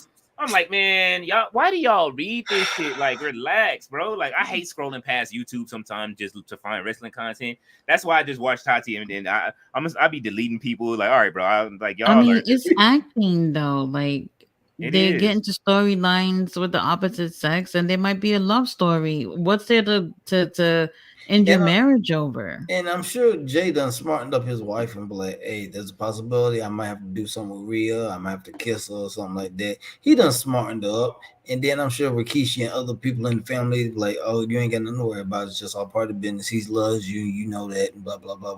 From the very beginning, these women already know what's up. So there's just no way. I don't believe that at all. Yeah, not at all. Like, if he is getting divorced, I'm sorry, it would have nothing to do with the booking storyline. Yeah, that's something completely different. And look, the Jonathan Coachman, I don't know what I understand that Vince didn't cut you that check that you are owed because they changed the name of it, and you changed from the dude that I met when I kicked it with you in the club. So I need you to relax. You know what I'm saying? Like, when he was at the club, he was partying, had bottles and shit. You would thought this nigga was Nelly in the club. You know what I'm saying? Like, Coach look, he look like he a straight square. Man, listen, I thought the same shit until look like he a Poindexter, boy. Man, look, I thought the same shit that night that I was in the club with them. It was him, Viscera, Orlando Jordan, fucking Victoria, and who else? Orlando Jordan look like he another one too. And who else? Nah, they was partying. When I say that wrestlers party, them motherfuckers party. Bruh. Even you pretty quiet. Oh, I know you know. I'm just saying. Look who I'm talking about, though. I'm talking about Coachman. Like, Coachman was in there in the club lit. But and like, then the Hurricane y'all gotta get on the road. Y'all gotta get on the road. What y'all doing? Man. David Valentine said, "Keep an eye on TBE NWA. They are quietly rebuilding their territories under their banner, and they are doing big things on the CW app." I heard that they are on the CW app, so hopefully he does. They are. He always start with bullshit and end up with the, you know what I'm saying, some cool shit later. Like, that's why we be watching you, Jay Valentine. Henry Taylor says Claudio needs a great manager to help lead him to the AEW title. A valet will work too, but in his role right now, I don't think it'll happen. That's what. Well, they had a great manager, but he ran back to Paul Levesque. which I wish that he would have stayed because I was happy to see Regal over in AEW, and I would have loved to see him get more TV time. Just the whole way he put the BCC together. I didn't like that he split, and then MJF knocked him out to get him off TV. I was hoping to see him and MJF together, but that story got buried pretty quick, and then he just ran back home and said, "You know what? This is better for me over here, bruv." Brandon Paul says AEW got to trim the fat next. I mean, them contracts, man. Listen, he has Miro in the basement. I keep telling y'all, Tony Khan ain't let nothing go. Miro. Long time, long time. He finally let Camille up. She passed the first Saw test. So, oh wow, he said the Saw test. Well, yo. David Valentine said, check out XPW. They are trying to come back up. Extreme Pro Wrestling? Oh, shit. Brandon Paul said GCW with Matt Cardona is next on to look out for. Once Matt Hills, I love Matt Cardona. I don't know. I would love to see him back on AEW. I had fun with that match. Did y'all like that match? Mm-hmm. That was great. James L says he's here. What's up, James? He says AEW needs to release some people next they aren't using. Man, listen, Tony Khan is not letting go. He's not throwing away his toys, man. He is not doing that. No. Ballet said, on a positive note, the Street Profits had stopped with the red cups and other stuff. They wore suits and had a more serious vibe. I liked it in the beginning. It was working. The backstage vignettes was working. And all of a sudden, like I said, they came out, and then it was like people liked them being heels, and that was the problem. But it was working. But then when they started feuding, they gave LWO the same gimmick, or not LWO. Who was it? Legado del Fantasma, the same gimmick. So now you got both of them fighting over the same gimmick. Santos is wearing suits the same way. He got his tag team with him. Got the girl. They looked exactly the same, but they were just a younger version. Man, let Bobby free. Free Bobby. Hashtag free. I mean, I'm sorry. Hashtag free Montez. Hashtag free Montez. There you go. Henry Taylor says Karrion Kross is trash. There we go. Where is Lance Archer? There is nothing for the Butcher. Actually, Tati, what was Lance Archer? What did he declare? Lance Archer was beating people up on Collision. Yes, just random people up in the background, and he's like, "Oh, you seem to forget like who I am or whatever." That's what he said. He was doing a Wardlow, beating up security guards. Well, I don't know who they were, but he was just beating up random people back there. Man, he pulled a Shawn Michaels and was super kicking everybody. Just kick stand. See that? I just kick stand. Who was that? That was Ethan Page. Like he was. I think it was Shawn Spears. Shawn Spears in that infamous super kick thing Shawn Michaels did. That was Shawn Spears. Like, what's your name? Stan. Bap. See, I just kick stand. David Valentine said, breaking news, they have a new wrestling promotion, Detroit City, called City Championship Wrestling. That's interesting. Okay. Tati is promoting the so you guys can go over and follow the Straight Up Wrestling show. Yeah, I pinned it so you guys can click it. So thank you for that, Tati. Thank you for the shout out. Thank you. James L said Athena should be on Dynamite as Ring of Honor Women's Champion. We're not gonna keep saying that. Tati, you want to take this one because I've said it enough. I don't know. You no clue. You rather her stay in ROH? I'm just gonna say this. That's a nice glass of water. If you ever see it in person, I'm just gonna leave it at that. But anyway, go ahead, Tati. I'm not sure what they're gonna do with her. Sometimes I feel like they're afraid to put her on there. But then again, she's been champion since December of 2022. What do you do with her on the main roster? I don't know if there's anything that before they do it, they really have to put a lot of thought into it. And James says, Tati, how you feel about Deonna Purrazzo and Taya as an alliance? Is Thunder Rosa going to have a partner of her own? I hope it's not Rachel. Wow. Shit. Rachel Ellering? Hell no. Tati is staring into the abyss on that comment. No. It's just boring to me. So James L, that's one of mine, boy. He come with some stuff. I like Tati and Deonna together though. That's a nice little alliance. You know what I'm saying? Because they both get dressed. You know what I'm saying? They both get dressed, put that shit on. You know what I'm saying? Yeah. Like you know what I mean? They gonna have Johnny as a definitely him as a cheerleader. He could be a male valet coming out for them. You know what I'm saying? He could be. So hold on. We are reading the chat, and there are some comments here that about to get deleted. Okay. Oh Lord, okay. Uh-oh. Oh, we got some I naughty don't people. know. I don't know what chat y'all think y'all on. Oh. But that's not flying over here. I can't even see it, so I'm not even gonna scroll down. You got it. I don't That shit know. that shit happened on the other night when I was on. You know what I'm saying? Y'all remember what the dude was saying? I was like, "Hey, yo." Is it some hate toward me and my opinions? Chris, I think it's on. I think it's on your channel. Oh Lord, okay. It won't let me delete it, but I think it's coming from your channel. Let me see. Oh, I see what you're saying now. I see. I see. We don't do Yeah, that up in here. yeah. I don't know who that is and where they come from. I don't know who that is, but I see it now. Yeah. Let's see. Dave Valentine said, "Imagine if Jay Uso go to AEW, that would be fire. That would be lit. But Hopefully you know they what I'm use saying? them, right? Yeah, that's not Yeah. happening. They big cousin is up there in the office. He is in Vince McMahon's chair, and he has brought the family business back. You know what I'm saying? So it's over. He bringing that shit to Hawaii before that happened. Ballet said, "That's right. The Traders of Agony." Henry Taylor says he celebrated Dennis Condrey and told him that they call themselves the best in the world, but he know that the Midnights were the best because they work night in and night out.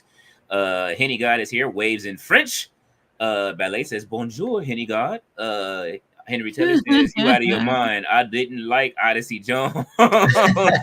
It's Kwame big goofy ass. Oh man. Call the man Kwame, boy. That's bad. Kwame, damn. Ballet says maybe one day, but no time soon. Read Jay Uso. He says Adam Cole weighs 127 pounds straight up. Oh shit. Henny guy said omelets do fromage. Oh shit. Okay, y'all out here speaking French to each other. Fromage, that's cheese. Oh. Wait a minute, ain't that what Dexter Laboratory said? And he got stuck on and he couldn't say nothing else. Oh shit! Because he was trying to study a French test and he kept playing the recording and the tape got stuck while he was asleep. And he woke up and that's all he could say. So long. He was trying to speak English and he just kept saying that French word. Omelette du lait fromage. That's all he kept saying. They probably light my ass up on Twitter on X too. So who knows? You know what I'm saying? Let's see. Claudio needs to repackage like Jason Statham. He should go places and find his victim where he pops out in the blue moon, and that's the feud. Like the transporter. Oh man, hey man, listen, he does kind of favor Jason Statham too a little bit. He got that look. Ballet is laughing at Henny God. Ballet said, "I would like to see that, James." Also, Claudio needs a valet manager, and the valet should be Mariah May. Think about it.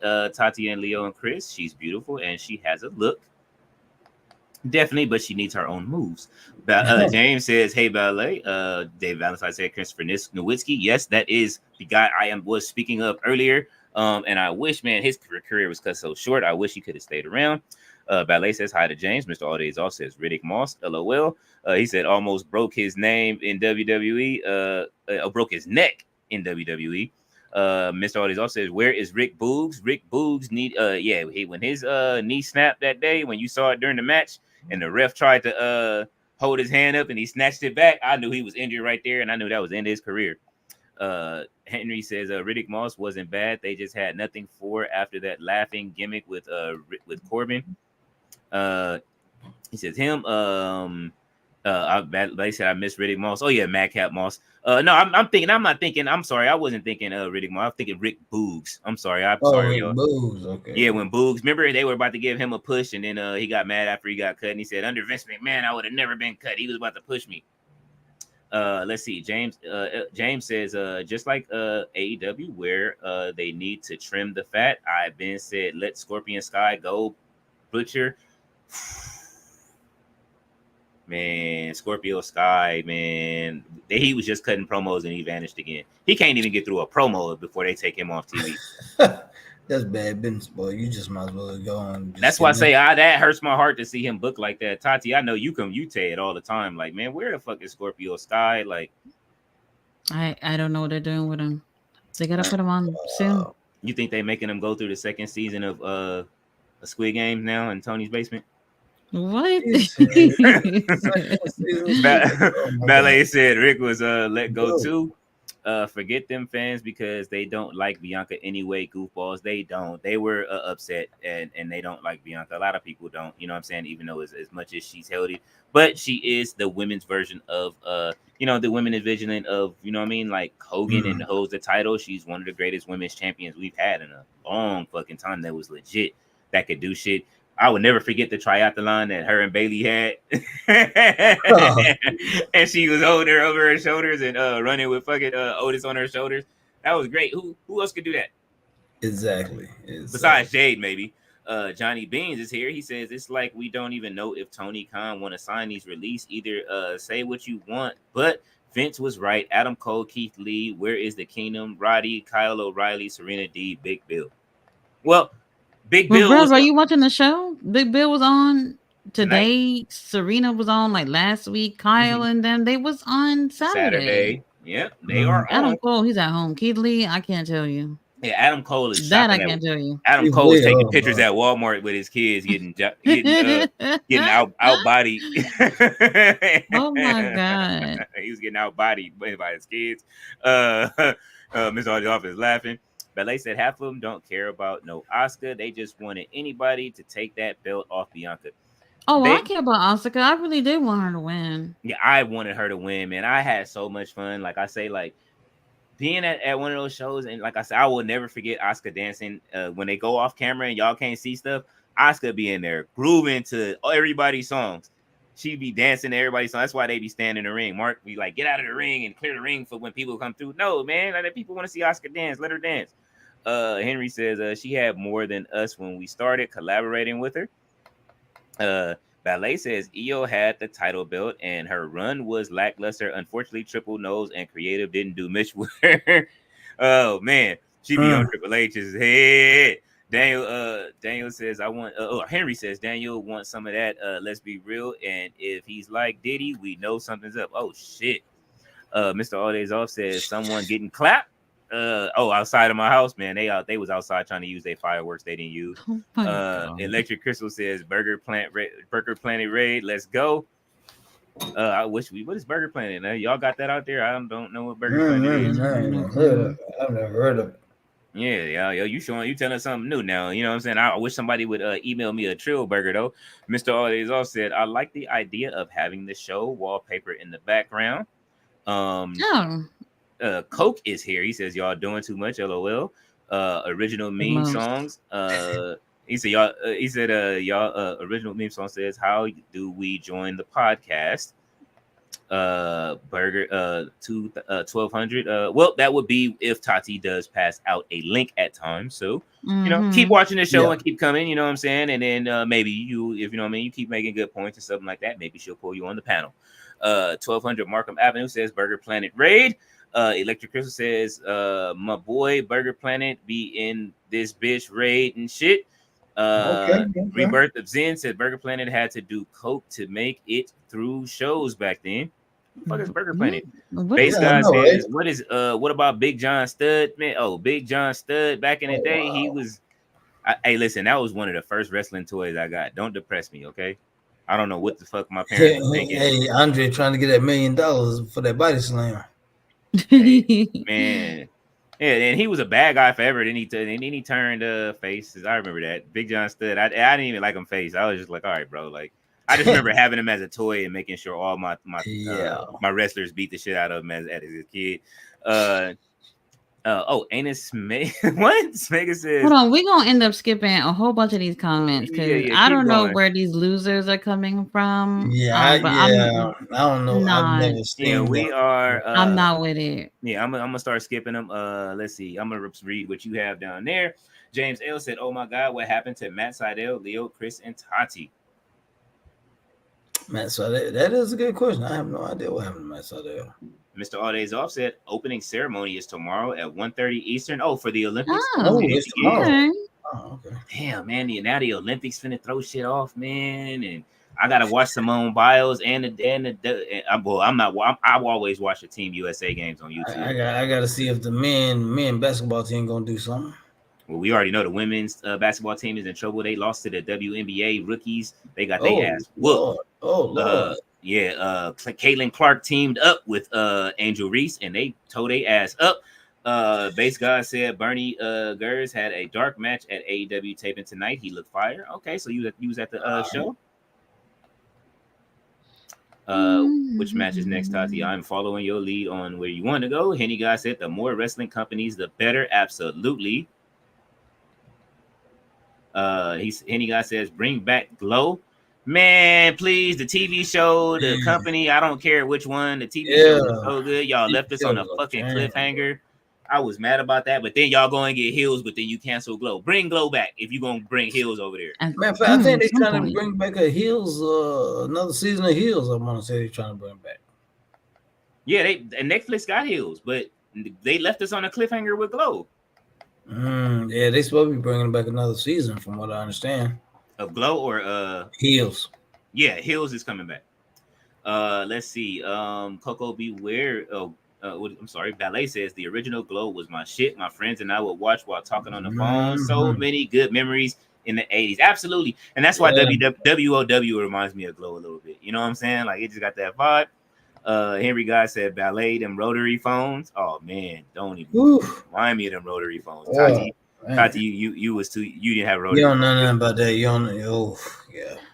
No, I didn't have one at home. Good. No. Thank God you didn't have to do that. Oh man, there was a meme that said take kids born in 2000 and down, lock them in a room, and the only way they can get out is use a rotary phone, and they got a lock box with the key inside, and the instructions are in cursive, and see how long it takes for them to get out. God damn, that's a hell of an escape room. I was like, "Oh, boy, they gonna be locked up in there forever." Man, Henry says tag team wrestling is a lost art. I don't know if the power brokers in wrestling know how it works. From what I've seen the past 3 years, I'll have to say these bookers have no clue. It's almost like rap duos; they don't exist anymore. Say what I think says hi there, Burger Planet recommended this stream. Oh, well, who's Burger Planet? All right, so they over here. They done brung the haters to your stream. Tati, somebody went and rounded up the hater crew. He says, I'm a Wolverine enthusiast. Tati loves Wolverine as well. So yes, I do. Who is going to see the new Deadpool? Definitely. Yeah, I gave in. I'm gonna see it. I definitely want to go check that out. Definitely. Absolutely. Tati hates Ryan Reynolds, so she just like I just can't stand him. Stand him. He says, I collect all the comic books. That's what's up. Arizona says, nice, bro.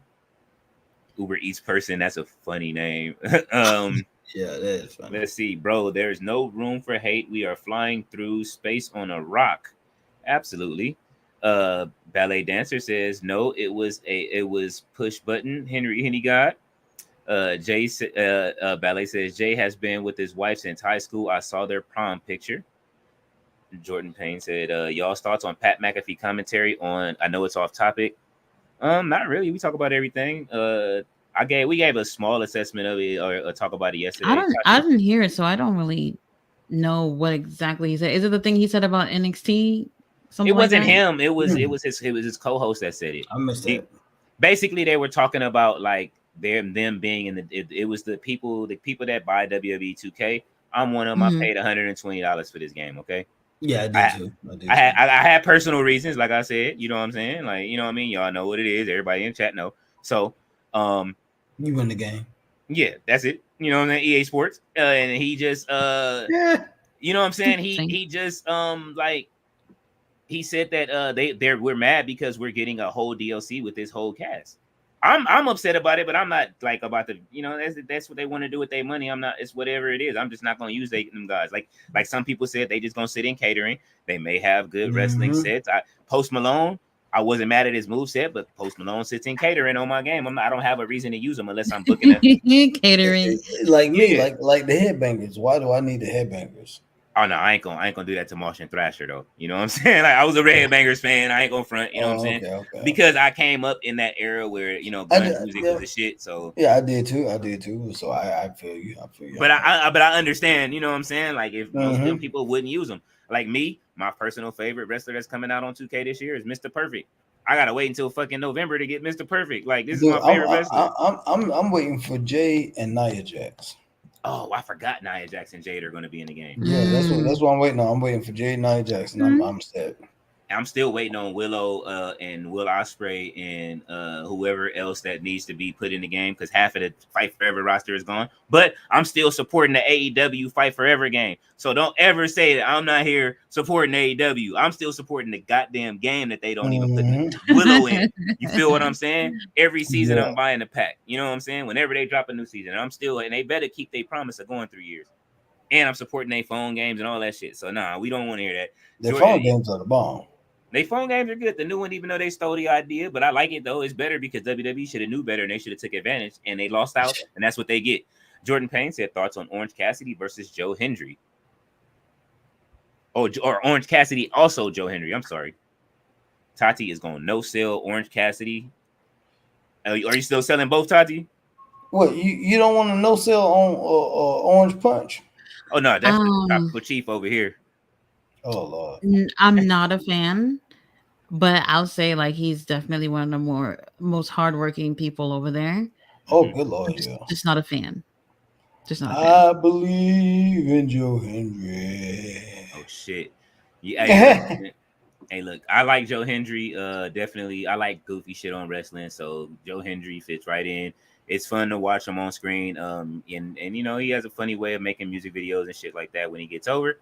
You know what I mean? Hey, I like it. We'll see how long it lasts because that shit ain't gonna last forever. You know what I'm saying? That's not he ain't got the Keith Sweat vibes, eh? Keith Sweat made that song last forever. You can turn that shit on and slap right now. Let's see his blood that Joe hit. Just last week, Jodeci was in concert over here in my city. So I'm like, yo. You know what I mean? So you got to make it work past just that one song gimmick. It has to be more than that. Like, not to say he's a bad wrestler either. He is pretty good. He's a pretty good wrestler, but we'll see in due time. That's why I say I hope he stays in TNA and grows with TNA because that gimmick will die in TNA as well with him with the song for a while. It's in the top 40s. They're gonna burn it out, and then what happens next? So at least he'll be able to evolve. If he's in WWE and they did that, the next thing you know, he's in catering standing next to Cross and you know what I mean? And Akam and Razor and you know what I mean? Trying to find something. What the fuck are we serving today? So Mr. Audie's offset today in wrestling, July 25th. Okay, come to wrestling facts. Cena defeats Ray to win the WWE title. Then Punk debuted Code of Personality music and stared down Cena with the belt. Sasha won the first Raw title, Raw versus Charlotte. Okay, that's interesting. Straight wrestler, stop calling me Henry King Leo. Oh, sorry about that, my bad. He says I did a bunch of stuff off our channel. You got people tripping on here. David says, who would win a dream match between Sonya Deville and Tessa Blanchard, and why? Is that a dream match? I say I go with Sonya, man, because Sonya, she can actually fight. Oh. Well, I was gonna say Tessa. Oh, we haven't seen Sonya like that in a while. Tessa's still putting in work. So it was like right now, Tessa for me. Yeah, Tessa down in CMLL, she is trying to get in Triple H. She is trying to get a match wherever she can, just like Alberto Del Rio. So I'm not mad at it. They are staying in ring shape. Even they stand in ring shape. They They are in a high school gymnasium somewhere getting a match right now. You know what I'm saying? While we talking, that's so crazy. You know what I mean? Like, even what's the name? Is it back in the ring now? Velveteen. You know what I'm saying? Like, is happening? So I just saw him. Mr. Audio said, "Did y'all see Mishin's 2-finger salute for the stud line?" Oh, I saw. We did. Yeah, that shit was funny. She filed for that. She's filed for that. He says Big John Studd was great. Leo, you saw him late, brother. I did see him late. I didn't see, you know, I was born in 80, so you know what I'm saying? By that time, it was just as a kid, you know how when you're real little, you want to see the good guys win. Just at that point, like that's where I was at, where I just didn't like it. And then Big John Studd being your first toy. Nah, bro. Not when Ultimate Warrior and when Hogan and the Thumb Wrestlers was all out and shit during that time. Oh my Lord. Ooh, you took me back, boy. Yeah, man. Mr. Audie's offset, Women's USA team killed Germany in an exhibition. They Gucci, King James gonna win the US another gold. I can see it happening. Ballet said the escape room. Yes, let's have a rotary phone escape room with all of the 80s shit in it, and let's see who gets out. You know what I'm saying? And you got to do some shit. I want. Hey, man, listen. Ain't nobody came up with that's a good idea. So somebody's watching and you own an escape room or you don't. You know what I'm saying? Y'all know where y'all got it from. If y'all do build one, we coming for the money. Zach says Burger Planet is a cursed internet pariah. Oh shit. Okay. Oh Lord. Mr. Olizov said I saw Long Legs movie. I heard bad things about it, but I'll check it out though. Jordan Payne said, "Do you believe in Joe Henry?" I believe in Joe Henry. She looked straight down at at the logo. We both did. We waited for you to sing because we was going through it. Mr. Holiday says July 25th, 1993, Jim Cornette and the Heavenly Bodies, Jimmy Del Rey and Dr. Tom Pritchard made their WWE debut. Leo's favorite tag team. Hey man, hey, what's that Heavenly shit? Bodies. Wow. The Gigolo Jimmy Del Rey, bro. Like, what's that? He was the first one I seen doing that little dance move and shit. I was like, oh shit, why is he doing the belly pop on the? Lord have mercy. Oh, do you remember that shit? Y'all had to see it. Yo, that shit was funny. He busted it out on Superstars. I was like, what the fuck? I never forgot him doing that.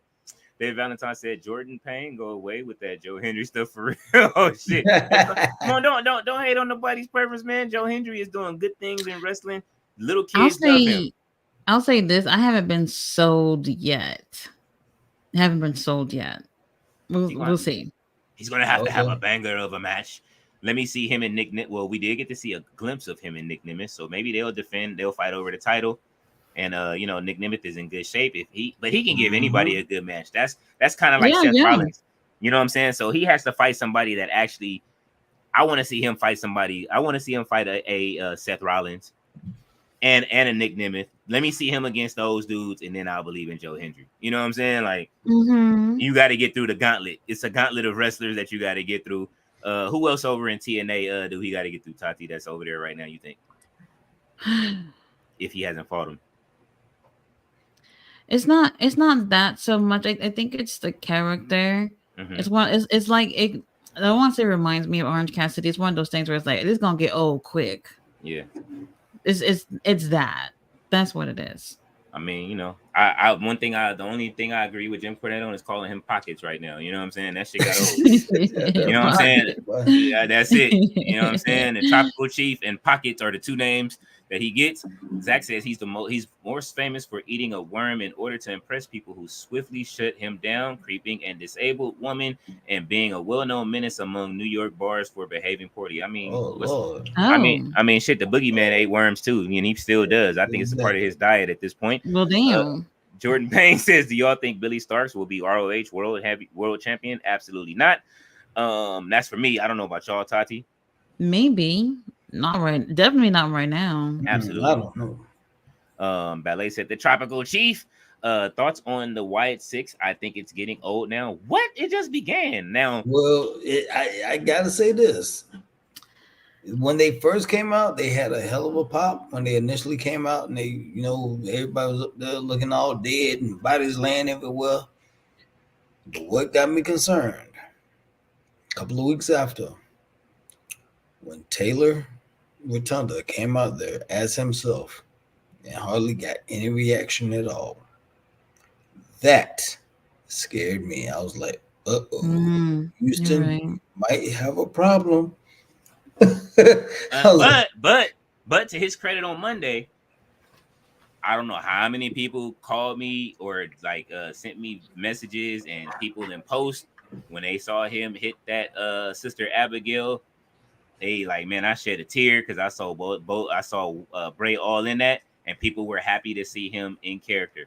So I think the mistake is calling him Bo Dallas, and calling him Bo Dallas because the first thing you think is Bo Leave. Instead of changing his name and calling him Taylor and changing it up. You know what I'm saying? I think that's where the disconnect is. Oh, that's Bo Dallas. Like, no, nigga, that's Taylor Rotunda. Like, you know what I'm saying? That's Taylor. Now, I want to ask you something, Leo. Okay. Since you are a man of art, rapping, and things of that, and you deal with sound and all that, did you catch what happened before he hit that Sister Abigail? No, I didn't, because I had whenever I watch, I have the sound down. So I never Go I back have and listen. It was piped in like a mother sucker. okay. Oh. It was very piped in, and you can tell because you know when you got a constant just nonstop. Mm-hmm. I'm like, oh, I, come on it- now. There's got to be a little lull in there somewhere, and I didn't hear it. It was just nonstop, and I was like, the that's prop piped in. the problem is, first of all, half of these kids don't know what the fuck a VHS tape is. Let's just start there. You know what I'm saying? I understand, like, yo, if you would have brung out a DVD or something like that, or slid somebody a Blu-ray, then it probably would have went over more better with the audience. But a VHS player, you know what I'm saying? I did that for a rap artist one time, and he's like, yo, bro, like, don't know, like, I looked at the mistake I made when I made the video. It was one of my first video edits that I did, and I was like, it was a clever video, but it's like, nobody uses fucking VHSs no more. You know what I'm saying? Like, why come I just didn't use a Blu-ray or do some other shit? So I get that. So that's when the problem number one. Problem number two is that, all right, how many weeks are we going to see videotapes and Sister Abigail bring a fucking videotape to the goddamn desk? And then they did it on Pat McAfee show, and now that's even like, all right, now you baking that shit into ESPN. That shit is corny. I'm not gonna cape for him. I can't. Like, I got to tell the truth. You know what I'm saying? And I don't like it, but I do believe in what, you know what I'm saying? Like, I do believe at some point we're going to get a good match. I know that Taylor is a great wrestler. He's better than Bray. And, you know, in my eyesight, as far as wrestling and being able to having ability in the ring, not that he was a better character or a better storyteller yet, because we haven't seen it, but in the ring, he was better. And you see the way he delivered that. That might have been, that was a top tier Sister Abigail. So, you know what I'm saying? Yeah. It's just like the reverse with Cody and Tati pointed out, the reverse between Cody and Dustin. Dustin has a way better what is that crossroads than Cody does. Oh, it's like a crossroads DDT. You know what I'm saying? Like, but he got how many years under his belt wrestling than Cody? Like, a lot. He got an extra 25 years under his belt than Cody does. You know what I'm saying? And he still goes. So Mr. Audi's also says today is Finn Balor's 43rd birthday since someone else can eat his cake since he doesn't eat. You are silly. Yeah, he don't eat at all. All you see is like I said, I need his whoever his coordinator is. I need to, you know what I'm saying? I need his 12 pack by the next 2 years. Gliz Romania says hi. Mr. Audi's also said YS6 is a slow burn. He says, I see y'all are big AEW fans. I like AEW too. Absolutely. James L says, Chris, how you feel about Camille debut tonight and King Leo and Tati?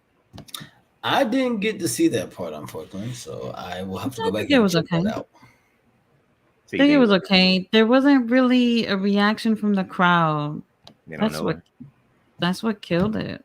Yeah. That's what killed it, yeah. They don't know her yet. And you know, like they were the people that were there were probably like, what the fuck, you know what I'm saying? Us at home that know who that been waiting for Camille to like pop out and show niggas like it'll take some time, you know what I'm saying? And then what does she do? Are we watching another Mariah May situation where she's gonna turn on fucking Mercedes Moné? That's just my thing. I don't want to see that. Let her go her own way. Please don't have her turn on her because she can absolutely destroy her. We see that. You know what I'm saying? It's almost the Jade Cargill and Bianca Belair thing. We know it's coming at some point. We want to see Hogan slam Andre. You know what I'm saying? Like at some point. Exactly. Or we want to see Andre beat Hogan. You know what I'm saying? With the way that everything is reversed. Mr. Audis also said, remember Cat's Cradle? Oh, shit. Straight up says, that's dry, Chris. Don't sing that again. Well, he does sing. Harry does sing it better than I do. So. Oh man. Jordan says it's 1 p.m. I'll talk to y'all later. I'm going to bed. Jordan. Oh, good night. Or 1 a.m. I'm sure. Mr. Audis also said, I've seen that gif of the belly roll by Jimmy Del Rey. Oh, they made it a gif now? God damn. Mr. Audis also says good night, Jordan. Ballet says good night to Jordan. Straight up says Joe Hendry is a C to C plus wrestler at best. Once that gimmick burns out, it's over. I'm with Tati on that. Joe Hendry has a ways to go. James says, LOL, Tati, get Chris a contract to sign full time. So Chris, you will be here tomorrow for Ring of Honor. LOL. Ballet says it's time for them to have matches. Jordan says, do you think Nick Nemeth was overrated in WWE? Underused.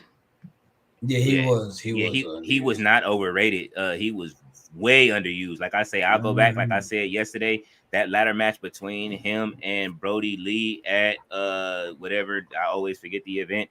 It was ladders and was it TLC? That TLC ladders match they had to open up, man, that shit cooked, and it is one of my favorite matches of all time. I don't know. I know it's not everybody's favorite match, but it is one of my favorites. And it showed that Luke Harper could wrestle, aka Brody Lee, and it showed that Nick Nemeth can have a match with anybody, similar to Seth Rollins. And he should have them two. How many matches did those two have together? Oh, that's good. I'm gonna have to go back. I'm not sure. Yeah, Mr. All Days Off is our is our you know what I mean, on hand you know what I mean, guy that does the wrestling trivia and has our answers. Mr. All Days Off, can you look that up? Jordan Payne said, what's a VHS? LOL. LOL, Mr. All Days Off. Jordan Payne says Netflix, WWE Uncensored. Y'all thoughts? I'm not a fan of it. It depends on. I'm sorry. Go ahead, Tati. You first, please. I think it depends on what they do. I mean, if they're gonna have if they're gonna be like using profanity and stuff like that, I would not like rush into it. I would like ease into it because it's like something that they haven't done in a really long time with letting certain things slip out. So whatever they do in terms of, them not having like that PG rating, they need to ease into it and like not rush into it. So I don't know. We'll see. Chris? Yeah, it's gonna be interesting how they do that. Because you can tell they're letting some things slide, so it's like they're prepping yourself for it. So I don't know. All right. And what I will say is, because today, like I said, WWE did release their first wave of wrestlers. They're rolling them out like we gotta wait fucking a whole month before Cody pops up in the game, which thank God, because I don't have to see him in the game right now. I'm like, Tati, I don't want to see him everywhere. I already see him in enough podcasts and shit. But I know Cody's coming, and his character doesn't even look that great in the game. But Rhea Ripley has been released into Call of Duty, so you get a taste. And Rhea Ripley cusses throughout her throughout the game when she's fighting. So I got to hear Rhea Ripley cuss for the first time, and it's taken a little bit to get used to. So I think it is. It's like, I know Rhea, I'm sure she uses it at home, but it's just like actually hearing it off screen and her in her like normal life, like fuck, and hearing her say, you know what I mean, like shit, and no, it's like like oh shit, like this is kind of fun, but it's like damn, Rhea, you know what I'm saying? Like she's in her character. You straight real with it, okay? That's what we're doing, real. Yeah, they could have traded Cody for Gunta. I would have rather seen Gunta in the game. You know what I'm saying? That makes more sense. Just chopping people, just walking around chopping people. Hey man, Rhea, listen, it was like 4 Rhea Ripleys on one team today. They was getting it. They was getting it in. I bet they was. Oh yeah, Mr. All Days also any bold predictions for SummerSlam yet? Punk, Drew, Cody Solo, Priest, Gunta, Rhea, Liv, Bailey, Nia, Logan, Paul, and LA Knight, Sammy, and Breaker. I hope quick run through. Quick guesses. I hope my baby Nia beats up Bailey. Okay. That's my baby mama. She just don't know it yet, though. I feel you on it. I'm not so excited about this show. LA Knight should have been had a title. So hopefully he can get that off Logan. Priest and Gunther, that's a question mark for me. And Rhea and Liv, I think Dom's probably going to screw Rhea over, and Liv's going to keep the title on that one. Okay. All right. I'll go ahead. I'm sorry. And Sammy and Breaker, I want to say Breaker, but I ain't too sure. So I got 2 question marks. All right. I will say Punk over Drew with the screw job from Shawn Michaels and the Undertaker Bret Hart match. I think that's going to happen. I'm going to go. I would love to see Solo win and shock everybody by winning the championship. It is time we had a shock win in WWE for a championship turn. But I'm going to say Cody retains, but I'm praying for Solo to win, even though I like Cody. Priest versus Gunta, I say Priest retains. And LA Knight to take the championship, and Sammy retains. David Valentine says Camille is AEW counter to WWE signing Stephanie McCool. Possibly, but it's not going to be as big just yet. We'll see what happens if Camille can do it. Henry Taylor says Dolph Ziggler was the shiznit. Sadly, they lost him in the shuffle. They didn't lose him in the shuffle. He was there for 20 years, man. That's not losing him. That's getting a check. And he got to do TV and everything under the sun, but they didn't utilize him where he needed to be, and that's in the ring. And now he gets to do that later on. Mr. Audizov says TLC 2014, Luke Harper versus Dolph Ziggler. Thank you, sir. Jordan Payne says Attitude Era Reborn. No, this is a whole nother era. This is something totally different. James L says Chris hiding his face reminds me of the OJ trial. Oh shit! When they used to James L really when they used to move the camera, I remember that shit. He said, Wow. Chris, did you ever watch the film Bullworth with Halle Berry? This remind me of Donald.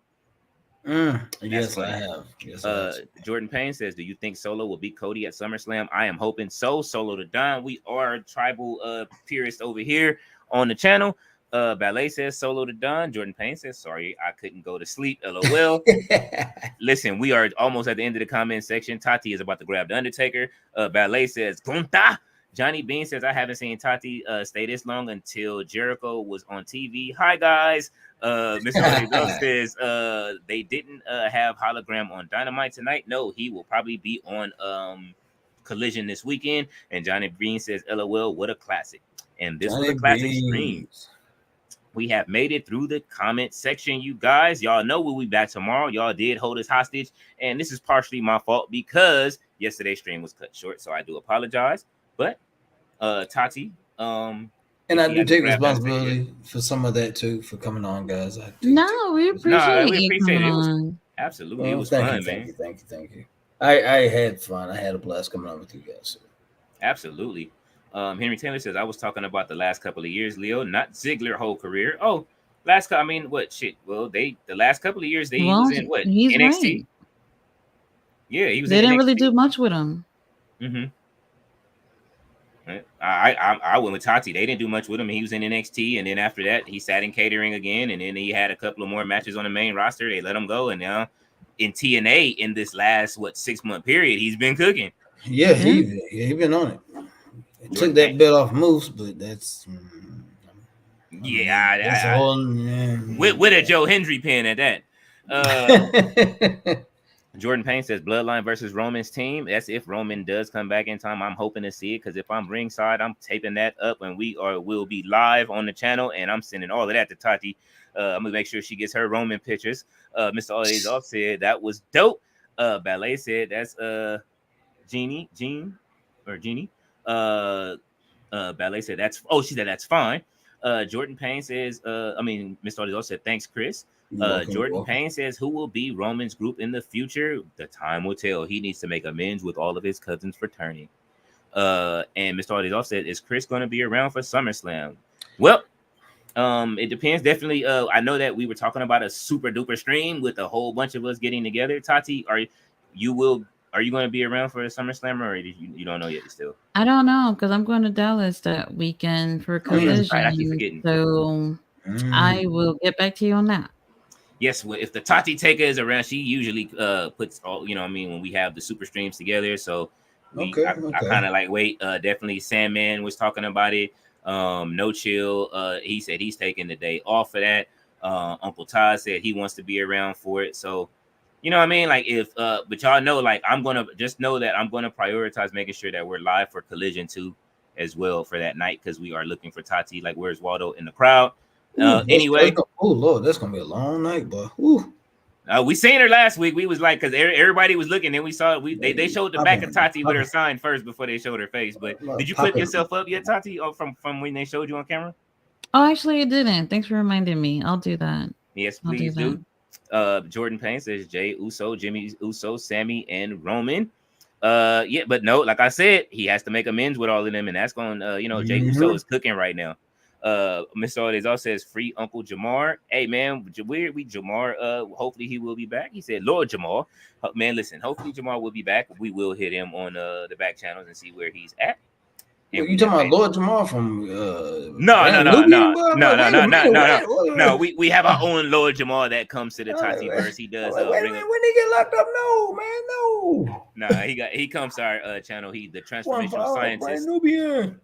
His channel is the transformational scientist. He does a lot of Ring of Honor stuff, and he reviews AEW and Dynamite stuff. Okay. And yes, we have made it through Okay. the comment section again. Tati, you want to close us out? Yes, thank you guys for kicking it with us. It's been about 5 hours and 30 minutes. We appreciate it. Tomorrow we'll be back for Ring of Honor. Friday, I will not be doing the pay-per-view watch along since I will be at the pay-per-view for Ring of Honor. So I don't know who's going to be covering that.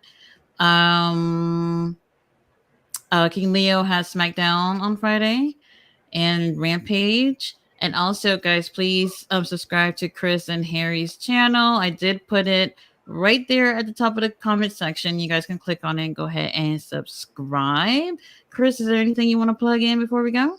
Well, first of all, thank you guys for having me. It's been an honor, it's been a privilege, honor and a privilege, and also it's been fun interacting with all your fans of your podcast and your show. Even though I did get some hate, but hey, I get it, It is what it is. But yeah, just check me out on my partner, Harry HBT, Harry Bernard Taylor, who was in the comments on the Straight Up Wrestling Show. And we don't have any regular set time, so that's why we tell you to hit the notification bell if you're on YouTube. So when we do come on, you will be notified. But yeah, we do cover all the majors, and we talk about indies in our local area. We basically cover everything except ROH. But yeah, we do talk about it when we discuss it. But yeah, but thank you guys for having me on, man. It's been awesome. Thank you. Thank you for being here, man. It's fun. Nice to meet you as well. You too, man. You too. Yes, we do appreciate it, guys. Thank you for sticking around with us. We will be back tomorrow for Ring of Honor. Good night.